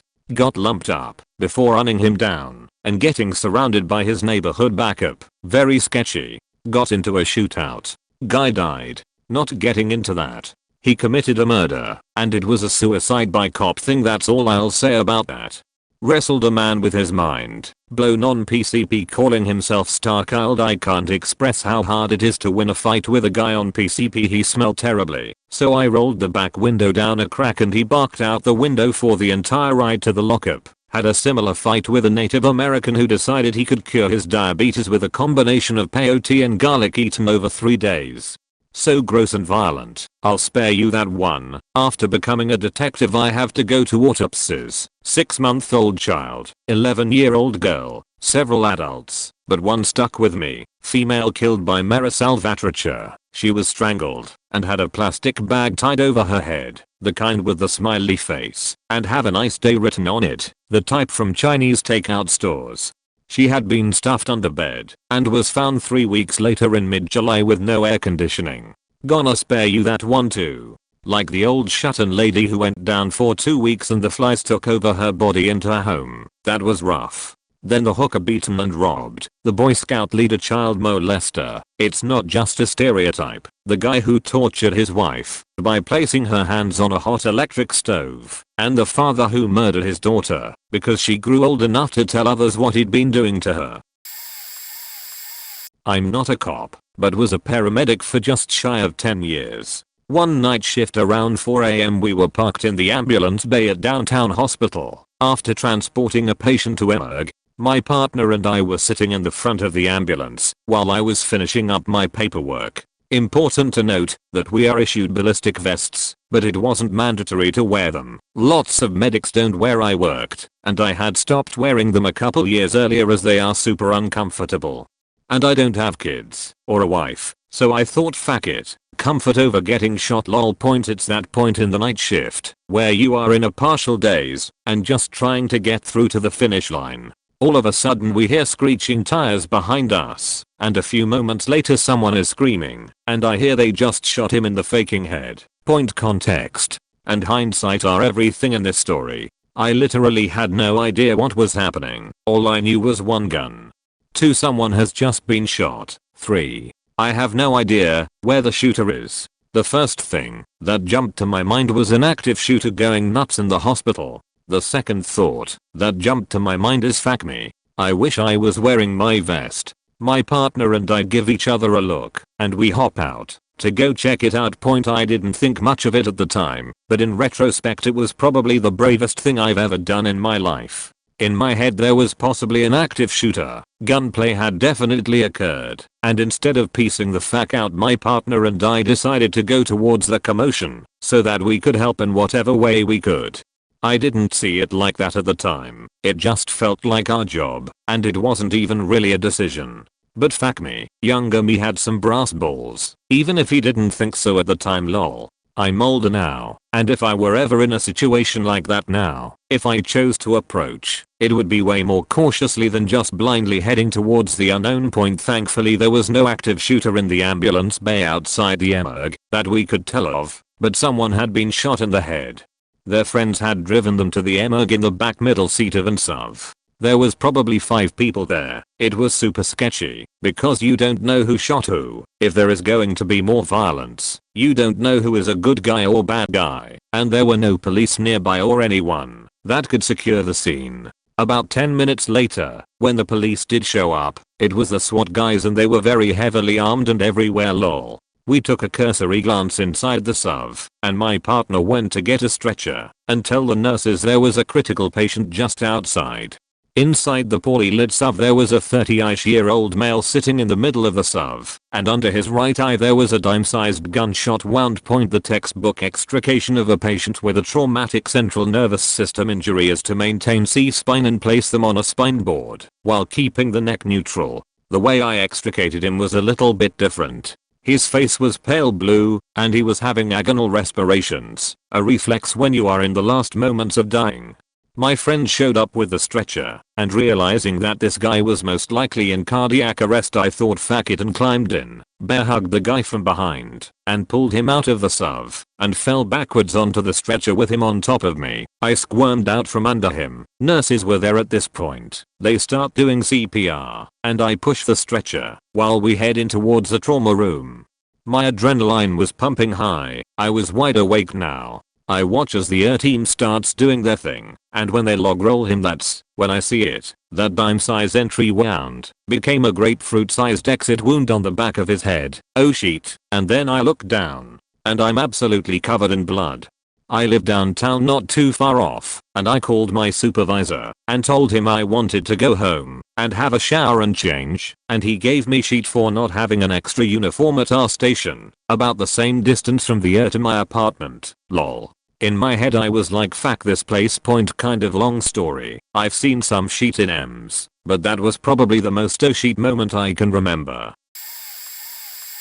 Late to the party, and I'm a firefighter not a cop, but we were called to a suicidal man and arrived maybe 1 minute after we heard the cops go on scene over the radio. We pull up, and there's 2 cops standing there with a guy laying on the sidewalk in a very unnatural position.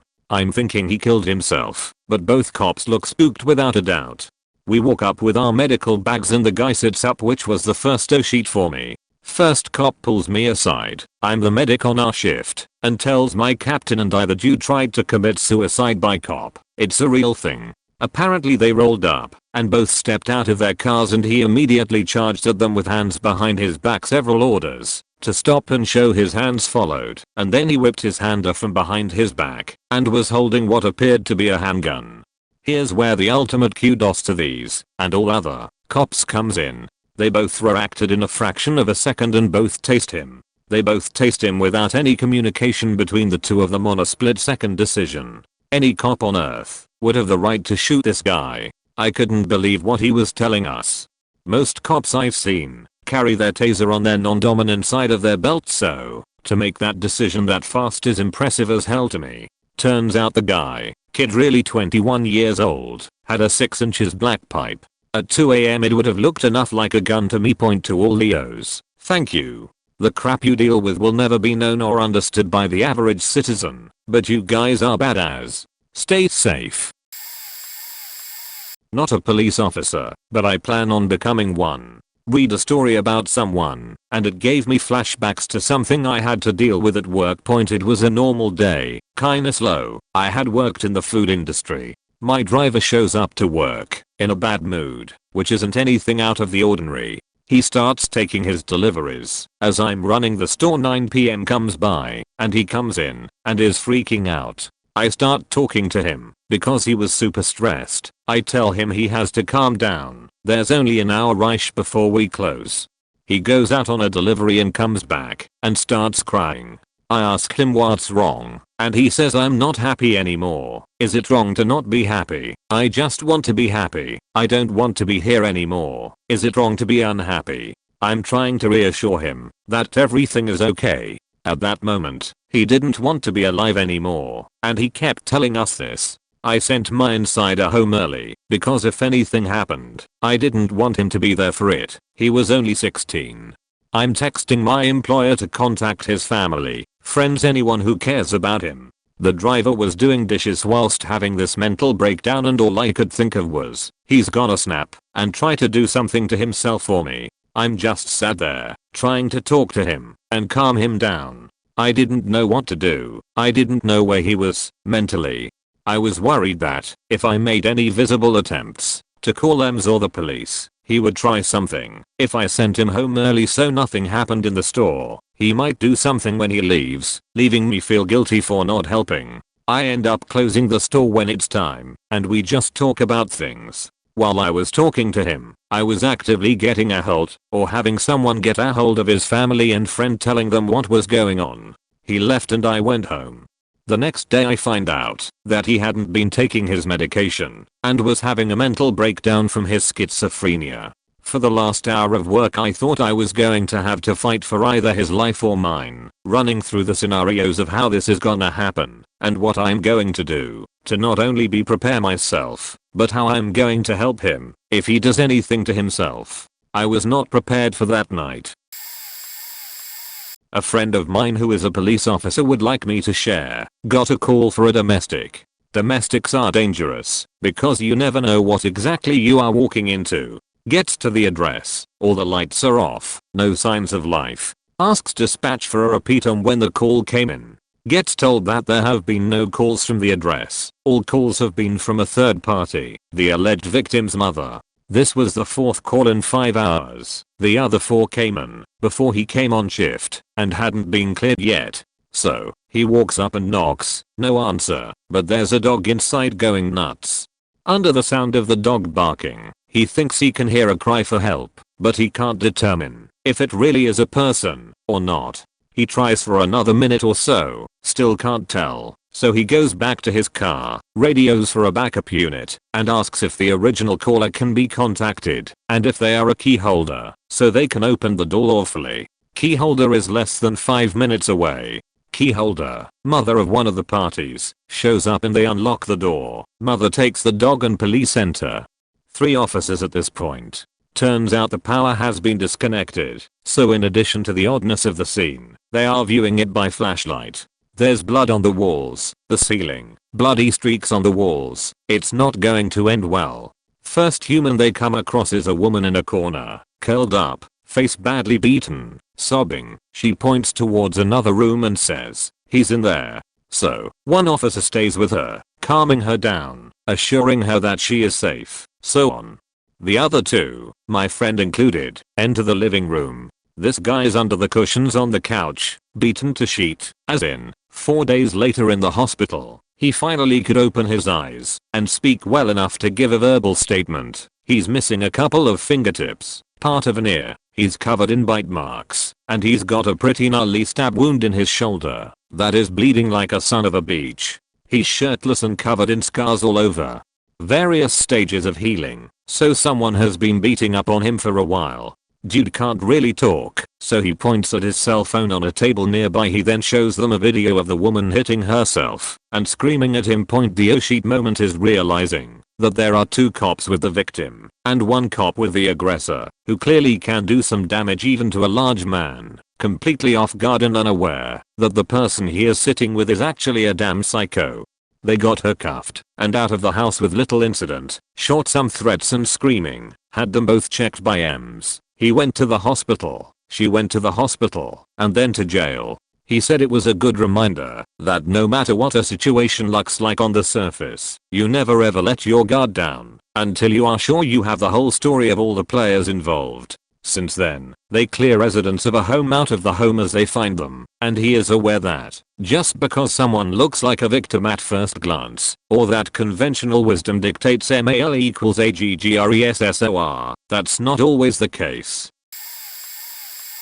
I used to be a beat cop a long time ago, and I'd get called out on domestic disputes all the time, hundreds probably over the years. But there was this one guy, this one piece of shit, that I will never forget. Anyway, big boy 270, 280. But his wife, whatever she was, this lady, was real small. Like a bird. Wrists like little branches. Anyway, my partner and I got called out there every weekend, and one of us would pull her aside and say, "Come on, tonight's the night we press charges."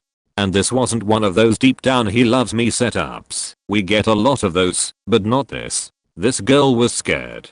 She wasn't going to cross him. No way, no how. Nothing we could do but pass her off to the EMTs, put him in a car and drive him downtown, throw him in the drunk tank. He sleeps it off. Next morning out he goes. Back home. But one night, my partner's out sick, and it's just me. And the call comes in, and it's the usual crap. Broke her nose in the shower kind of thing.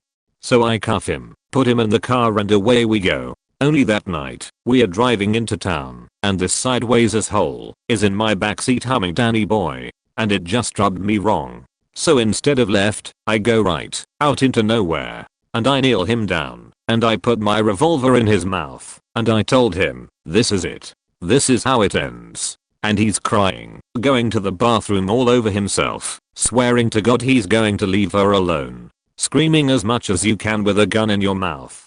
And I told him to be quiet, cause I needed to think about what I was going to do here. And of course he got quiet, goes still, and real quiet, like a dog waiting for dinner scraps. And we just stood there for a while, me acting like I'm thinking things over, and Prince Charming kneeling in the dirt with sheet in his pants. And after a few minutes I took the gun out of his mouth, and I say, "So help me, if you touch her again I will such and such and such and such and blah blah blah blah blah."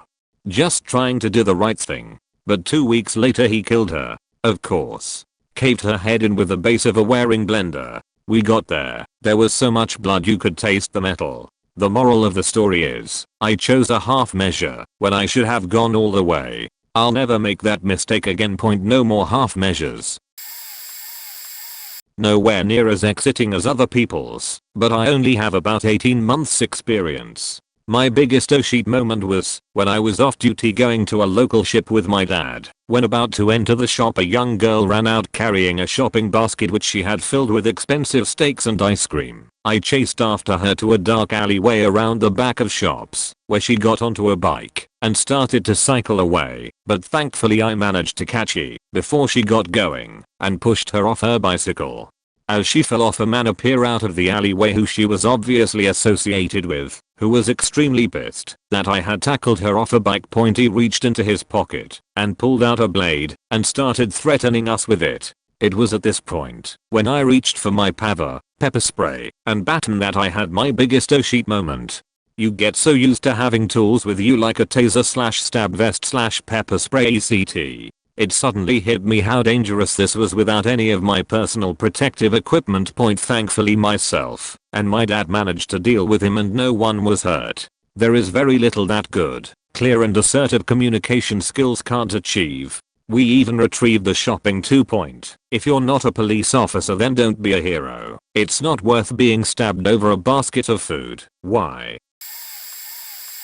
I've had a few, but this is the first one to come to mind. We had just started our day, so we were standing in front of the station house bullshitting while loading up the cars and whatnot. I'm enjoying my post-roll call cigarette when I hear one of the new jacks come over the air. Shots fired 167 and third.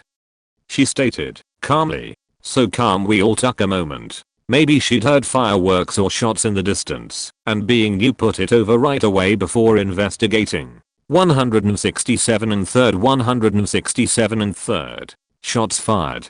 She comes over again. This time you can tell she's moving. You know it's legit. We dive into our cars and peel out. I see an unmarked car pull over on 167 and pick up the female officer who was putting it over. They start going eastbound. I follow a few lengths behind them, since they know who we are looking for. Crime sergeant. I've got the post who put it over. We're looking for an older male, black, bald head, black hoodie. Fled east on 167. No sooner did the words leave his lips than I look over to my right and see a guy fitting the description to a T. The unmarked sees him too and pulls over fast. The guys jump out of the car in front of me and race towards him. The male sees them coming and jets out into the street. I'm a little further back, so I gun it to try and cut the guy off with my car without running him or the other cops over. As I'm getting closer, he grabs at his waistband in a frenzy. Just as he's pulling his gun, my front tire hits a sewer grate on the curb and blows. Pop. It sounds like a gunshot. The guy gets spooked and tosses the gun in the air. He pauses to try and catch the gun. The man's juggling a .357 in the middle of the street. It's faking huge. A Rick Grimes sized faking hand cannon. Butterfingers misses the catch. Clank clank clank. It bounces on the ground. For a split second, he thinks about going for it, but glances over his shoulder at the rather large officer about to tackle him, and decides against it. My partner and I jump out of our car. I recover the mini howitzer he dropped. My partner and two of the cops from the unmarked tackle Butterfingers about half a block down from where he tried to pull it on us. The rookie got a medal for it, which was nice for her. My partner and I got a thanks boys and had to change the tire we popped. Still, made for a good time.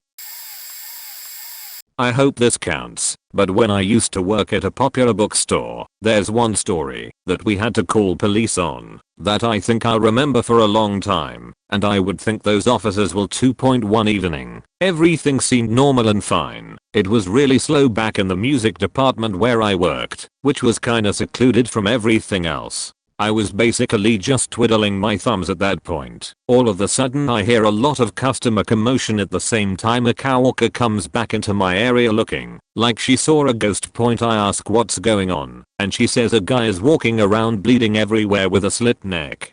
At first I don't think it's gonna be too bad, just cause that particular coworker can be known to stretch the truth a bit. I was curious, so I told that coworker to stay in the department, and I was gonna go check it out. I step out and go up towards the front, and I see my manager talking to a tall guy in a black jacket and black jeans, and yep, he'd slit his neck with a razor blade he'd brought in, and was just standing there, zoned out, no talking or emotion in his face or anything.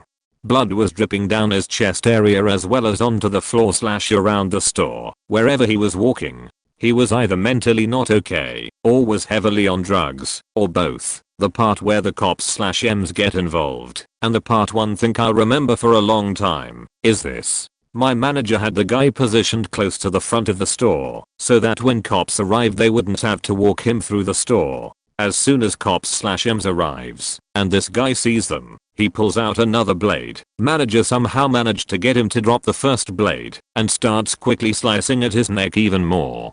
I'd say upwards of about 25 to 30 cuts when the cops showed up. Not sure how many total. He cut real deep and there was a lot of blood, but he didn't cut deep enough to kill himself. I'm not sure if that was his end goal, but that's something I'll remember for a long time. They sent most employees and customers home for the night. Last thing about the situation I remember is him being taken on a stretcher with a bandaged neck, still with the 1,000-mile stare and no emotions whatsoever. I'm a police officer in Texas. Back in 2017, when Harvey hit the Gulf, myself and about 100 others from my department volunteered to go down to Houston. We went to help HPD due to them being overwhelmed. When we got there the power was still out in most of the city. We were working 12-hour shifts for 12 days. It was crazy.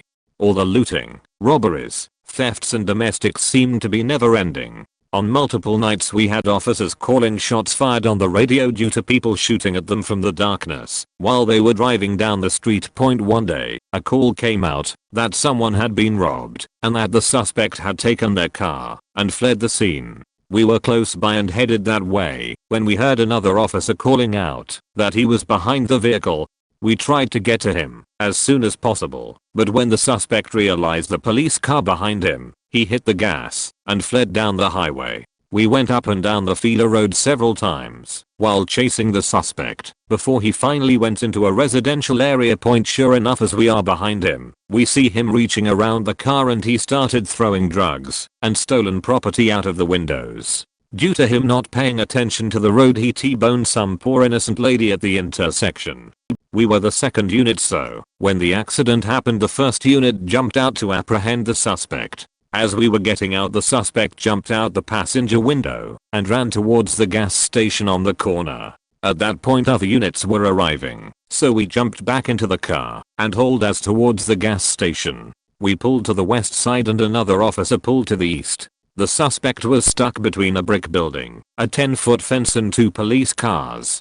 We got out of the car and began yelling at him to get on the ground. The suspect ran towards the fence. We chased him and maybe made it about 10 feet. My oh shit moment was when he turned around with his hand in his waistband and I saw the handle of a handgun. We yelled drop it as we were drawing our weapons. The suspect pulled the gun out and threw it straight up into the air and over the fence. We then got him on the ground and cuffed him. As we put the first cuff in him, another yelled at him, "What were you thinking? We almost shot you." The suspect didn't seem to care and proceeded to curse at us and tell us that he was gonna get us fired for police brutality, even though we never used any force other than putting his arms behind his back and getting him in handcuffs. We told him we all had body cameras and it was recorded, so he was free to report our brutality and that he was lucky he didn't get shot. His response was "fuck you" as we put him in the back of the car while we waited for the ambulance to come check on him. No sympathy for the person he just T-boned or for the person who he robbed. Also, I work for a large department in the top 15 biggest cities by population in the country. I've seen tons of stuff and have been in lots of bad situations. I've been shot at, swung on and called everything for a human. But this guy took the cake for now. 2 months on the job, still in my field training stage, where I'm riding with an experienced officer basically on the job learning and evaluation. 6 AM driving in my personal car to the station to get picked up for day work. Half awake singing along to some Linkin Park on the radio, looking forward to my morning monster after my training officer picks me up. It's still dark out. First thing I notice is a car in the middle of the road, lights out on the opposite side of a major roadway in my sector. I think great, some drunk left his car in the middle of the road. Then I see someone on my side of the road crouched in the roadway waving at my oncoming truck. Third thing I see is a figure laying face down in the pavement by him. I put my headlights on them, hop out. Guy is in absolute hysterics. I see the person on the ground is a young female in what one would call going out clothes. She's face down in a large pool of blood spreading under her head. I call it in as an off-duty unit and check for vitals. Can't turn her for CPR as I realized she's been hit by this guy's car. As I'm checking her for breathing and pulse, she lets out a twitch, a faint squeak from her voice, and a long fading breath. This 18-year-old girl just took her last breath essentially in my arms, and that was it. She was gone. She had run out in front of his car in the dark, intoxicated, not paying attention. You don't forget the first time you watch someone die violently, and I remember it like it was yesterday. Cried on my way home from that shift. Not me, but a teacher of mine who was formerly a cop. I'll say it in his words cause that's how I remember it. I pulled over a driver on the freeway because he was showing signs of impaired driving. The car pulls over and I start to my thing, checking plates etc. And immediately he gets out of his car too. Now right away this makes me nervous. When you get pulled over by a cop you stay in the car unless instructed to. OC-1. I tell him to get back in the car, and he is getting upset, and is clearly intoxicated. And he's big. He's 6 feet, 250 pounds easy. Now he starts walking to me. I reach for my gun, then switch to my pepper spray. I've only got one thing I can do with my gun and I don't want to do that. All of a sudden he charges me. I get a shot of pepper spray on him, but he tackles me into the ditch. This is a big guy, but he's intoxicated, and I'm trained. So I managed to start getting the upper hand. As I'm gaining control, I see from the corner of my eye 2 more people coming around the corner of the vehicle, OC-2. I didn't have time to notice if there was anybody else in the vehicle. Now I'm in trouble. It's the absolute most I can do to keep this guy subdued. I cannot take on 2 more guys and I didn't have time to call any backup. Fortunately for me, these 2 guys were actually driving by on the freeway, saw me get tackled, and came to help. Thank God moment. I arrested the guy, and made it out that night with a few bruises and scratches. He actually stayed in contact with the attacker a little bit through his career. Saw him at a few other calls, domestic disturbances etc., and the guy treated the cop with a reasonable amount of respect. The guy died a few years later in a gang shooting. Cop had kept his obituary. Clearly made a lasting impact on him. Welfare check on a suicidal party which an ex-boyfriend called in and said his ex was thinking of killing himself. Pretty standard until dispatch airs that the suicidal party had transferred all his money to his ex's bank account. Okay, so he's probably pretty serious. What dispatch failed to relay to me was that this suicidal person was being investigated by another agency for child pornography and possible sexual assault on a child. So I show up with a partner and we knock on the door. No answer. It's dark inside and the shades are drawn, so we think okay, maybe he's out. Knock a couple more times. Announce police department. Nothing. So we ask hotel management if they want to check the room, since we don't have any exigency to go in. Suicide isn't a crime where I'm at after all, so we don't even have reasonable suspicion to suspect a crime is taking place. Management says yes, they want to check the room. Management comes over, they puts the key in the door, and before they turns the handle says I'm kinda scared, and my partner says, don't worry, we'll keep you sub. Dude was sitting in a recliner right inside the door and shot himself in the head right as we were opening it.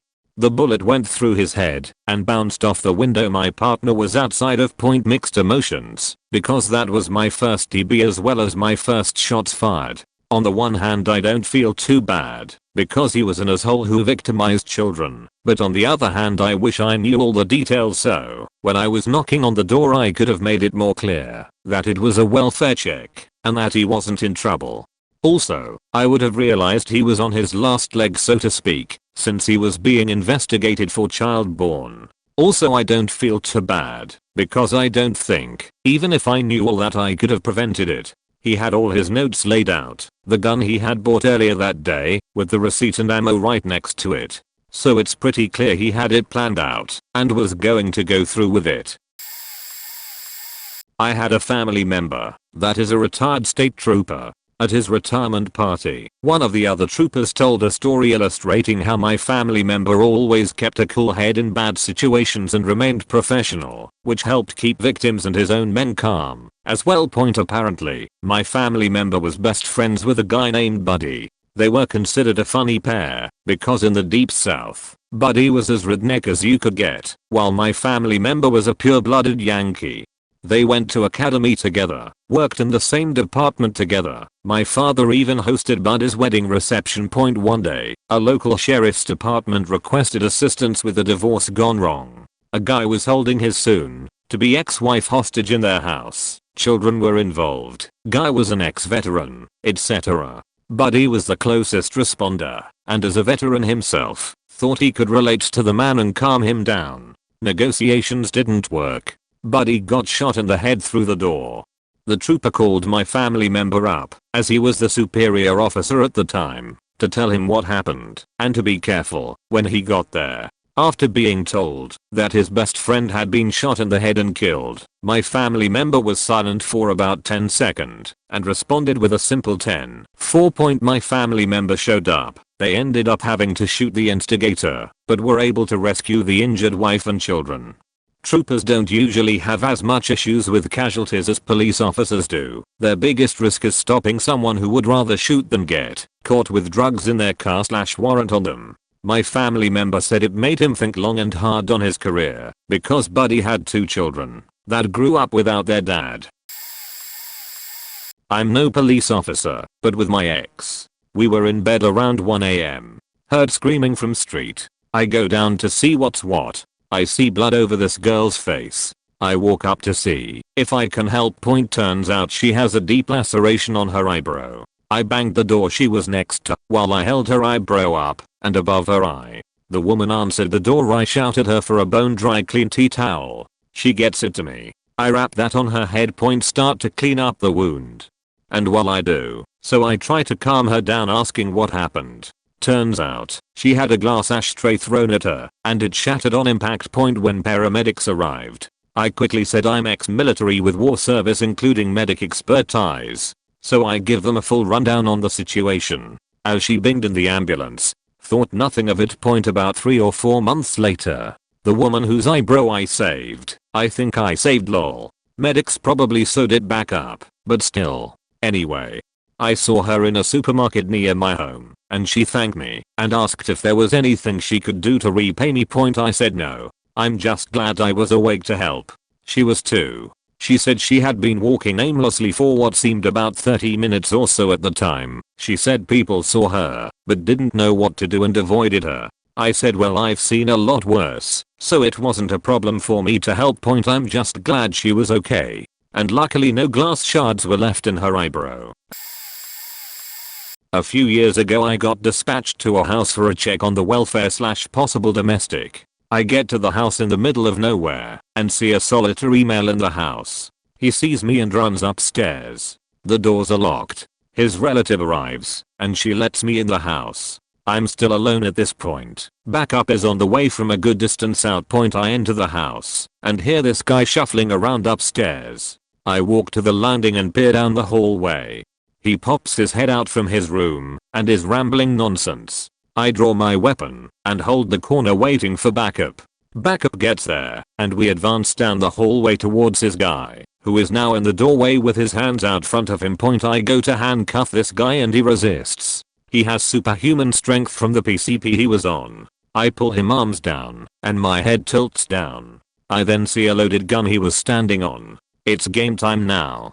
We wrestle over the gun, and I was able to pull him away from it. He thrashes out of my grasp and launches down the stairs. Hits me in the face in the process, chipping my tooth. On the ensuing foot chase he gets tased by multiple cartridges and later pepper sprayed. He shrugs it all off until we get him on the ground and he finally calms down. I'm not sure when he dropped the gun or how close I was to being in a shootout, but I hugged my wife extra tight when I got home. Not a cop, but was a security supervisor. 4 years. Made a random site check of a standing guard at a midtown grocery store. We were standing 5 feet from the door discussing how uneventful his night had been, while 2 people seemed to be chatting just inside the doors. All of a sudden, one of the people chatting decides, why, we never found out, to stab the other repeatedly and run out the door. The employees locked down the store while I called the police. While I was on the phone with dispatch, the stabber decided to come back and start banging on the now locked doors trying to get back in. While I was still standing outside the same doors, dude again left, but this time I followed about 29 feet behind him to let the dispatch know where he was going. He turned 2 dark corners in rapid succession, so as I post sight of him I stopped following. I then saw my guard across the street, about to turn a blind corner in the direction the stab happy man with a knife, covered in someone else's possibly diseased blood. I literally had to yell at my guard to keep him from going into what could have been a very bad situation. As the cops eventually found the guy hiding in a dark corner that block point, it really didn't hit me exactly what had all gone down until I was writing my report, which I knew would be entered into evidence for an attempted murder / aggravated assault trial. Where to begin? I recall doing a job in 2017. I was working a 10 p to 6 am night shift in an area in Brisbane, Australia known for high amounts of domestic violence. At about 1:30 that morning, my partner and I were sent code 2, lights and sirens, to a DV incident point. Shortly after arriving, my partner and I walked up to the address we were sent to and found a male and female with another female. The other female was quite distressed. She claimed she had been bit over the head with a guitar, bleeding a little and extremely emotional. She immediately told us how her boyfriend in the house next door was going to kill himself because they were breaking up and that we had to get over there right now. She wasn't in a too bad way, so figured we would just make sure everything was alright next door. My partner and I went to the front door of the neighboring house and immediately through the flash screen saw pools of blood. Calling it a bloodbath was an accurate description. That's when I went, fuck, the flash screen was locked and an expensive type, not easily ripped off its hinges like others. I've gone to a nearby window, withdrew my baton and smashed a window in. I've climbed through the window and, knowing I'm going into a DV incident and blood has already been spilled, drawn my gun and commenced clearance of rooms. My partner, who wasn't quite as abled as I, couldn't climb through the broken window, so I've gone to the front door to let him in. Sadly it was key locked and couldn't just be simply unlatched and opened, so I did what I had to, kick it in. After 3 attempts, struggling to keep my balance after slipping on pools of blood, the screen door flies across the front yard and my partner is able to get in.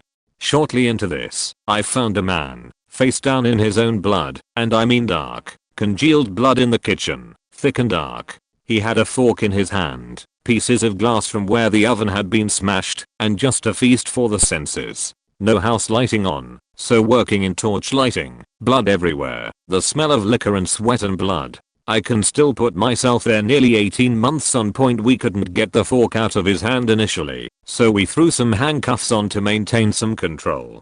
I can still remember reaching down, grabbing his wrist, and feeling my hands going into his arms, and feeling bone and tendons. A DV investigation has now launched into saving this guy's life. We had only recently received training in the management of trauma wounds, and knew I had a compression kit in the car. I've called urgent on the radio, a phrase that gets everyone's attention, and requested another car and a sheet load of ambulances. I've run out of the scene, still slipping on the floors covered in blood, grabbed the trauma kit for the car, and ran back in.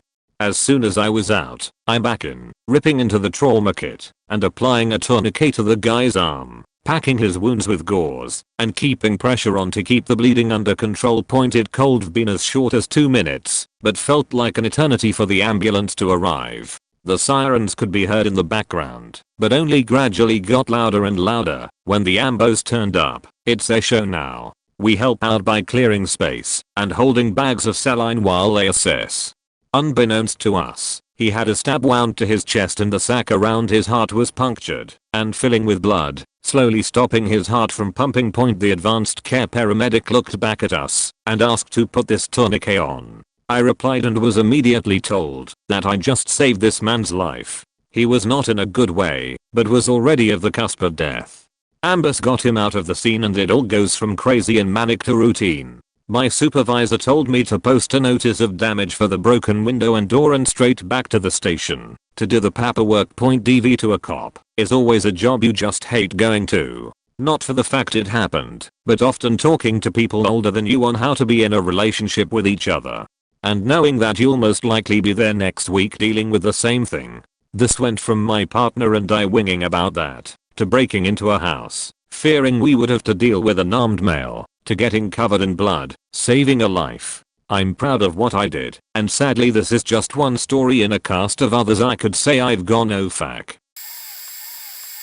My mom's last boyfriend was a cop and loved to tell us the most gruesome things he witnessed. I couldn't make this shit up. Even if I tried. They were chasing some criminals in a car. They hit a pole at full speed. Perp 1, the driver, didn't have a seatbelt on and was flunked through the windshield on the hood, face hanging down, dead on impact.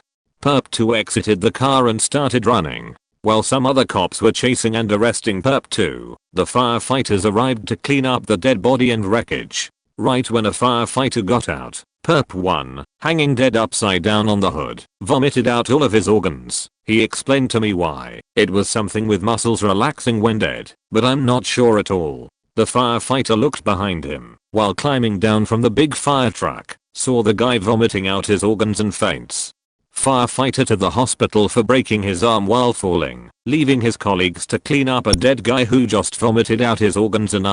He responded to a domestic violence call. The guy opened the door and stood right in the door opening with a gun aimed at my mom's boyfriend's forehead, shouting at him to leave. That was a pretty oh shit moment for him. He talked to the guy, explaining that he was just there to hear what was going on and that a gun isn't necessary and would only cause trouble.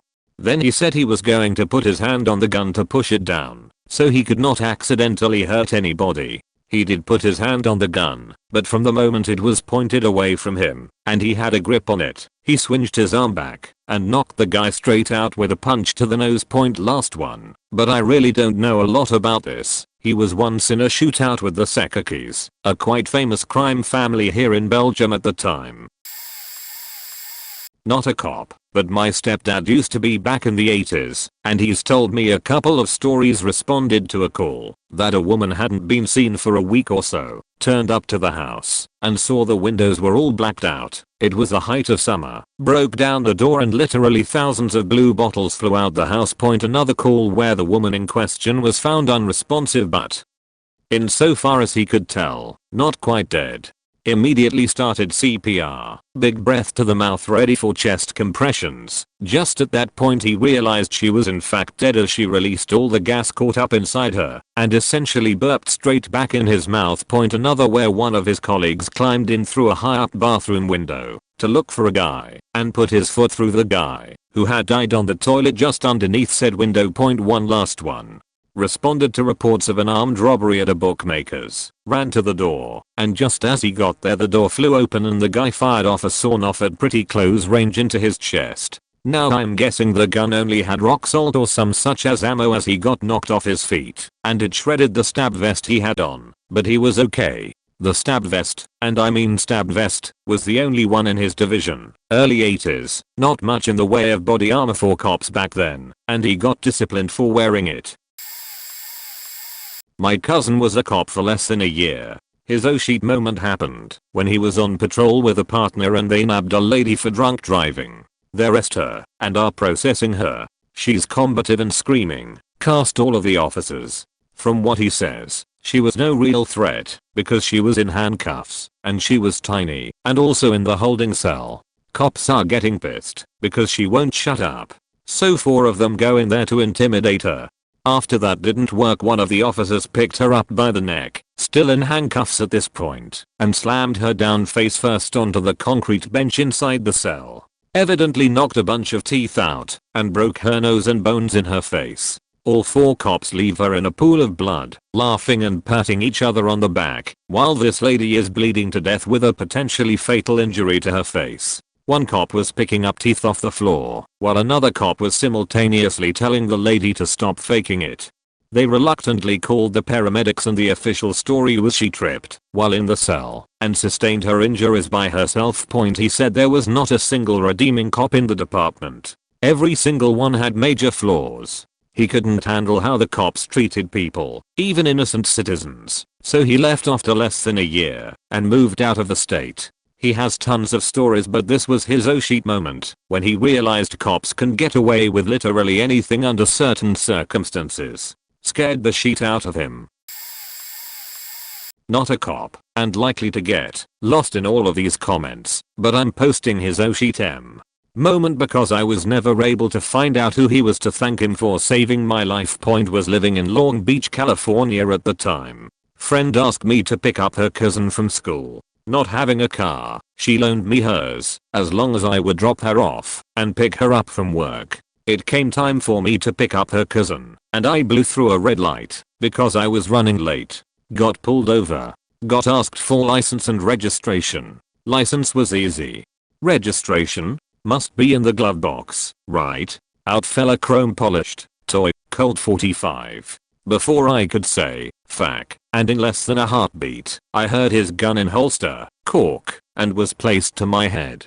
Don't move. It was a blur after that. But watching that toy gun fall out of the glove box was so numbing and surreal that I can't even explain it to this day. I don't remember how I got to the curb, the cuffs, anything more than a blur. Yes, I still got the ticket, but it was for speeding and not running the light. Honestly, it could have been for anything at that point, and I would have been okay with whatever ticket I got. I was beyond joyous to have lived through that event. I even blocked it out of my mind for some 20 years. When it came back to my head, I even tried to contact the police department to find out if they had any record of the event, and so that I could tell him thank you for not pulling the trigger that day. The amount of work to track him down would have been monumental, because those records were archived, and I'm 2,000 miles away. I've had officers pull me over many times, guns drawn, but that one time is the one that holds me in check to this day. I work security for events sometimes, so not police, obviously. Got a report of a guy passed out in the bathroom, so I and my medic head to check it out. Figure, man, dude's drunk. Well, put him to bed, right? No fact, no. Dude's like a 2 on the Glasgow coma scale. He's on the verge of aspirating his vomit, which, by the way, is faking everywhere, while his pants are down, as he had apparently been taking a sheet. Everything is just faking everywhere and it's awful. We start digging through his wallet for identification and insurance, cause this guy's definitely going for a ride, and find out he's diabetic. EMTs show up and start putting him back together and getting him on the stretcher, and find out his blood sugar is insanely low and he was blowing crazy high. Either was enough to knock out a horse. Together this guy was in danger of dying. I was happy once the ambulance's doors closed. Finally, a quick one from my father, officer for 35 years, and his favorite story to tell was when he got called out to a suicide call. He gets there, and the guy tried to cut his own throat with a machete, but didn't quite finish it, and was well enough to talk, so the skin of his throat would vibrate while he was taking, since he had gone at it with his machete in a sawing motion. He said it was almost impossible to keep a straight face with that sight. Not me, but my dad was in a plainclothes robbery squad in the UK, so they didn't have guns. His sergeant lived nearby, so he'd drive their unmarked minivan home and drop the sergeant off on his way. One night, about 2 AM, they went off duty, and as they were on their way home, they saw a big group kicking something on the ground. My dad called it in on the radio in their car. He was older than his sergeant, been in the police longer, and spent his whole life from 8 years old on in that city. He said, whatever you do, don't tell them we're police. So they got out, ran over as the crowd seemed to disperse, and saw what they were kicking, a man that was beaten, and as they got closer, saw from the blood he'd been stabbed. My dad got to him first, and was trying to stop the bleeding as the crowd, which turned out to have some gang members they recognized, looked at them. His sergeant, who was a Marine in the First Gulf War, pulls out his baton and shouts out, police. Get back. The crowd doesn't, of course. He looks over at my dad, covered in blood and unable to do anything else, and they share their oh shit moment. Then he starts yelling. 30 seconds later, they hear sirens, a few cars and an ambulance arrive, and they end up all okay. Neither of them could say why they didn't end up in hospital that night. Not the cop. My ex was. They got a call about a break-in at a pharmacy shortly before Christmas. Caught the guy red-handed, but he was armed, so they were trying to be cautious about the apprehension. They talked him out of the building and onto the side steps when my ex recognized the guy. He had been arrested a couple of years before for B and had had the worst possible experience in prison. The guy had just gotten out about a month before and said he was trying to get money for Christmas presents for his kids. So they are talking to the guy, trying to get him to set the gun down, and the guy just keeps pleading with them not to send him back, and of course they can't make this kind of promise. My ex said he knew it was over when the guy started emptying his pockets onto the sidewalk and crying. Wallet with $3 in it, no ID, about 40 cents in change, a lighter, and a pack of cigarettes, sobbing the whole time.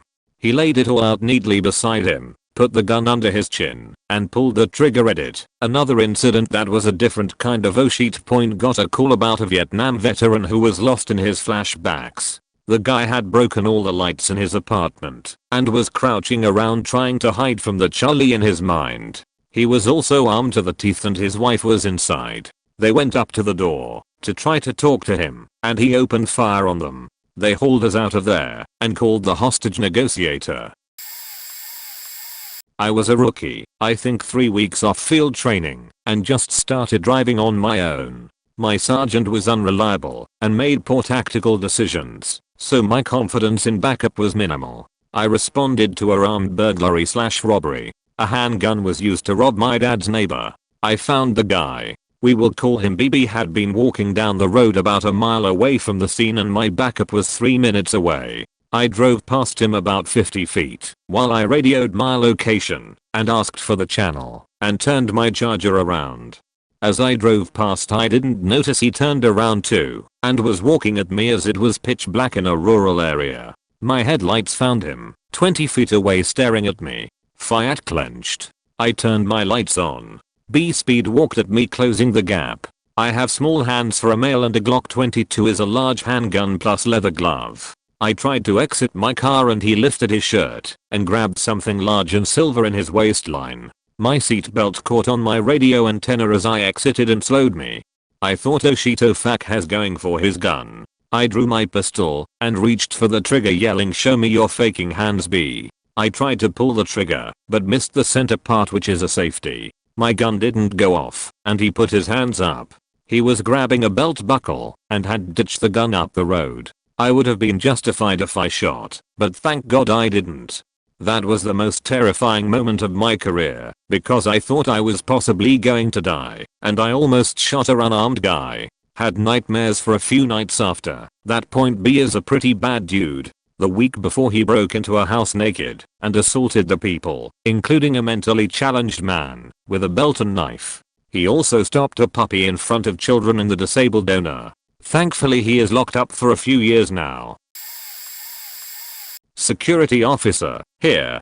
Do I count? Started off a night shift at the factory with a mouthy lady partner who tells me all about that one guy who is a janitor for the same factory that has relationship problems. Now there's her, an older woman agent, and myself at the guard's house when another janitor arrives and warns us that there are people shouting in front of the main building. Later questioning by myself reveals they were afraid it would get out of control and that there was a car with suspicious people waiting not too far of the conflict, but I did not know that at the time. We'll call my partner Nancy for this. Catch. She storms off at the news to go see what's going on. The older agent tells her to wait and to let me deal with it cause I'm a man. Nancy doesn't wait. I stop at the door to wait for instructions and help convince Nancy, but when she hears it's that janitor with the relationship issue she leaves by saying something along the lines of, I'm in the best position to deal with this. I'm French, Oklahoma. I can't translate word for word. Sorry about that. I follow her after a moment's hesitation. I was supposed to go anyway, according to instructions, and I can't just let Nancy get hurt. So the guy's about 18 years old or so, and his girlfriend of 16 years old are indeed standing outside of the main building, but the girl is shouting and hysteric while the guy just seems depressed or down. Nancy starts taking side immediately, which I just disapprove of but keep silent for now, and behind her, the little girl starts immediately shouting that he pushed her and kicked her and that the two guys in the car are his drug dealer. I take this opportunity to speak and tell her that we cannot do anything about this, that she needs to call the cops if there was violence. After a moment I finally get to speak to the guy. While Nancy talks to the girl, I tell him to go inside and avoid the confrontation and to stay until his shift is over. To call a lift if he needs one. The oh shit moment comes right as he is about to enter the building as the girl tries to walk past us or around us to reach the guy. She had been yelling the whole time and now she seemed intent on not letting the guy go. So she jumps the fence and runs up to him. Oh shit. The worst of what she could have done at that moment, like shiv the guy, was in my mind the whole time of those few seconds. Fortunately it was just a big ol' hug. Manipulative creature. I wouldn't be hugging someone who allegedly pushed me in the dirt. But hey, whatever, I didn't touch the girl, so I didn't get in trouble, since she is underage and the guy was not harmed. I just wish him the best in getting rid of this kind of influence in his life. Poor guy.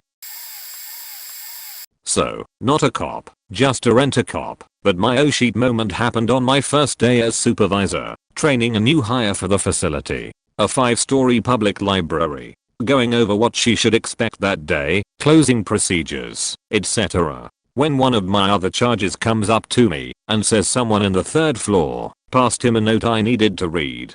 This floor is a very busy floor, since that's where all of the internet access computers are.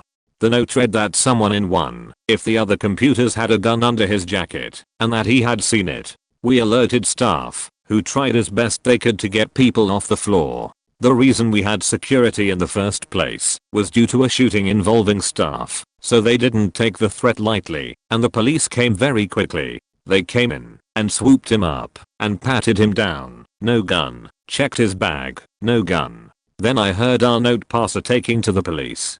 Apparently, he had seen the gun in a dream. Then there was another oh shit moment. A homeless woman was flipping off kids through the window. Cop was passing by, so I asked if there was anything he could do to help. He seemed genuinely sorry that there wasn't anything at all he could do. I couldn't even bar her entrance, since it had been done on the sidewalk, not inside the library. The very next day, the woman walks up the stairs to the 2nd floor restroom, and while still over the carpet, did her pants and sheets right in front of the door to the restroom, in such a way that the door smeared it into a beautiful brown rainbow. Then there was the time where someone left about a gram of crystal meth inside a pill bottle with the original prescription sticker still on it. I reported it to my supervisor, who then calls to our supervisor informing him we are bringing it down. My supervisor and I have a pretty easygoing way about us, so we figure, why not see if anyone's looking for it, we'll sniff him out, shouldn't take long. We hit the elevator, and as it's about to close, someone puts their hand in to stop the doors from closing. The man gets on, clearly panicked, and started nervously taking about his medication that he left near the printer, where we'd found the meth. My supervisor and I look at each other and just about died laughing, because the next thing I knew, he asked us if we'd found it. We said no, but we'd help him look. Had him running seeing the library fire about 2 hours looking for his medication.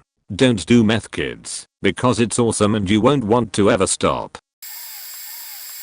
Not a cop, but was a prison officer at a work release center in Illinois. It was mostly low-level offenders who had non-violent crimes and didn't get any writ oops while in the state pen. Now, this story requires some background. The building was an old YMCA, so it was rooms with bunk beds and a door, and the person/persons occupying the room had a key. The rules were mostly the same as jail, not allowed items like weapons and phones, lights out after a certain time, and people who had jobs off-site or who had home visits had to answer the phone when we called to make sure they were where they were supposed to be. I was pretty laid back compared to the other guards who took their job far too seriously. My tour was 11 PM to 7 AM, so when I would come in the floor, everybody had to be in their rooms for first count. After the count I would allow the residents, we had to call them that, to visit a different room, to play cards or watch the game, as long as they were back and forth in various rooms, because everything was on camera. I never wrote people up for smoking inside, just made them dump it. Write-ups can get you sent back to state prison. I would even bring McDonald's back for those who couldn't leave the facility yet and had to eat the cafeteria food. Everyone loved having me on their floor because I understood that not sweating the small stuff makes the job easier. One day this new guy comes in and I just knew it was gonna be trouble. He couldn't shake the aggressive mentality he developed. Like a week after he came, I made him dump his cigarette and sent him back to his room. He gave me a hard look and all I could think was, oh shit, this is gonna be my first fight and this guy outweighs me by like 70 pounds of pure muscle. But he left without a word, so I let it go. Later on I saw him go into the bathroom on camera. A few seconds later, like 5 other residents went in after him. About a minute later the 5 come out and go in different directions. About 5 minutes after that the guy from earlier comes limping out the bathroom and to his room. I asked around. Turns out he was overheard that he was gonna fix that MF who dissed him. Some of the other residents proceeded to jump him in the bathroom and warned him that if anything happened to me, they would send him to medical in a body cast. Apparently they liked having me on duty too much to risk anything happen to me. I spent the rest of the shift laughing at that. By the end of the next week he was out tather back to Stadville. I loved that gig. Used to play Call of Duty between counts on the computer and I would play music over the PA system during the weekend. However, the idiots managing the place were incompetent and the turnover rate was ridiculous. I eventually quit because people from first shift kept calling off for medical reasons, making someone have to do a double. This happened almost every shift. Did 3 days in a row like that before I had enough. It would have been worth it if the pay was decent, but it was a contract job, so they got away with paying us 12.00 an hour. Yeah, that job sucked ass.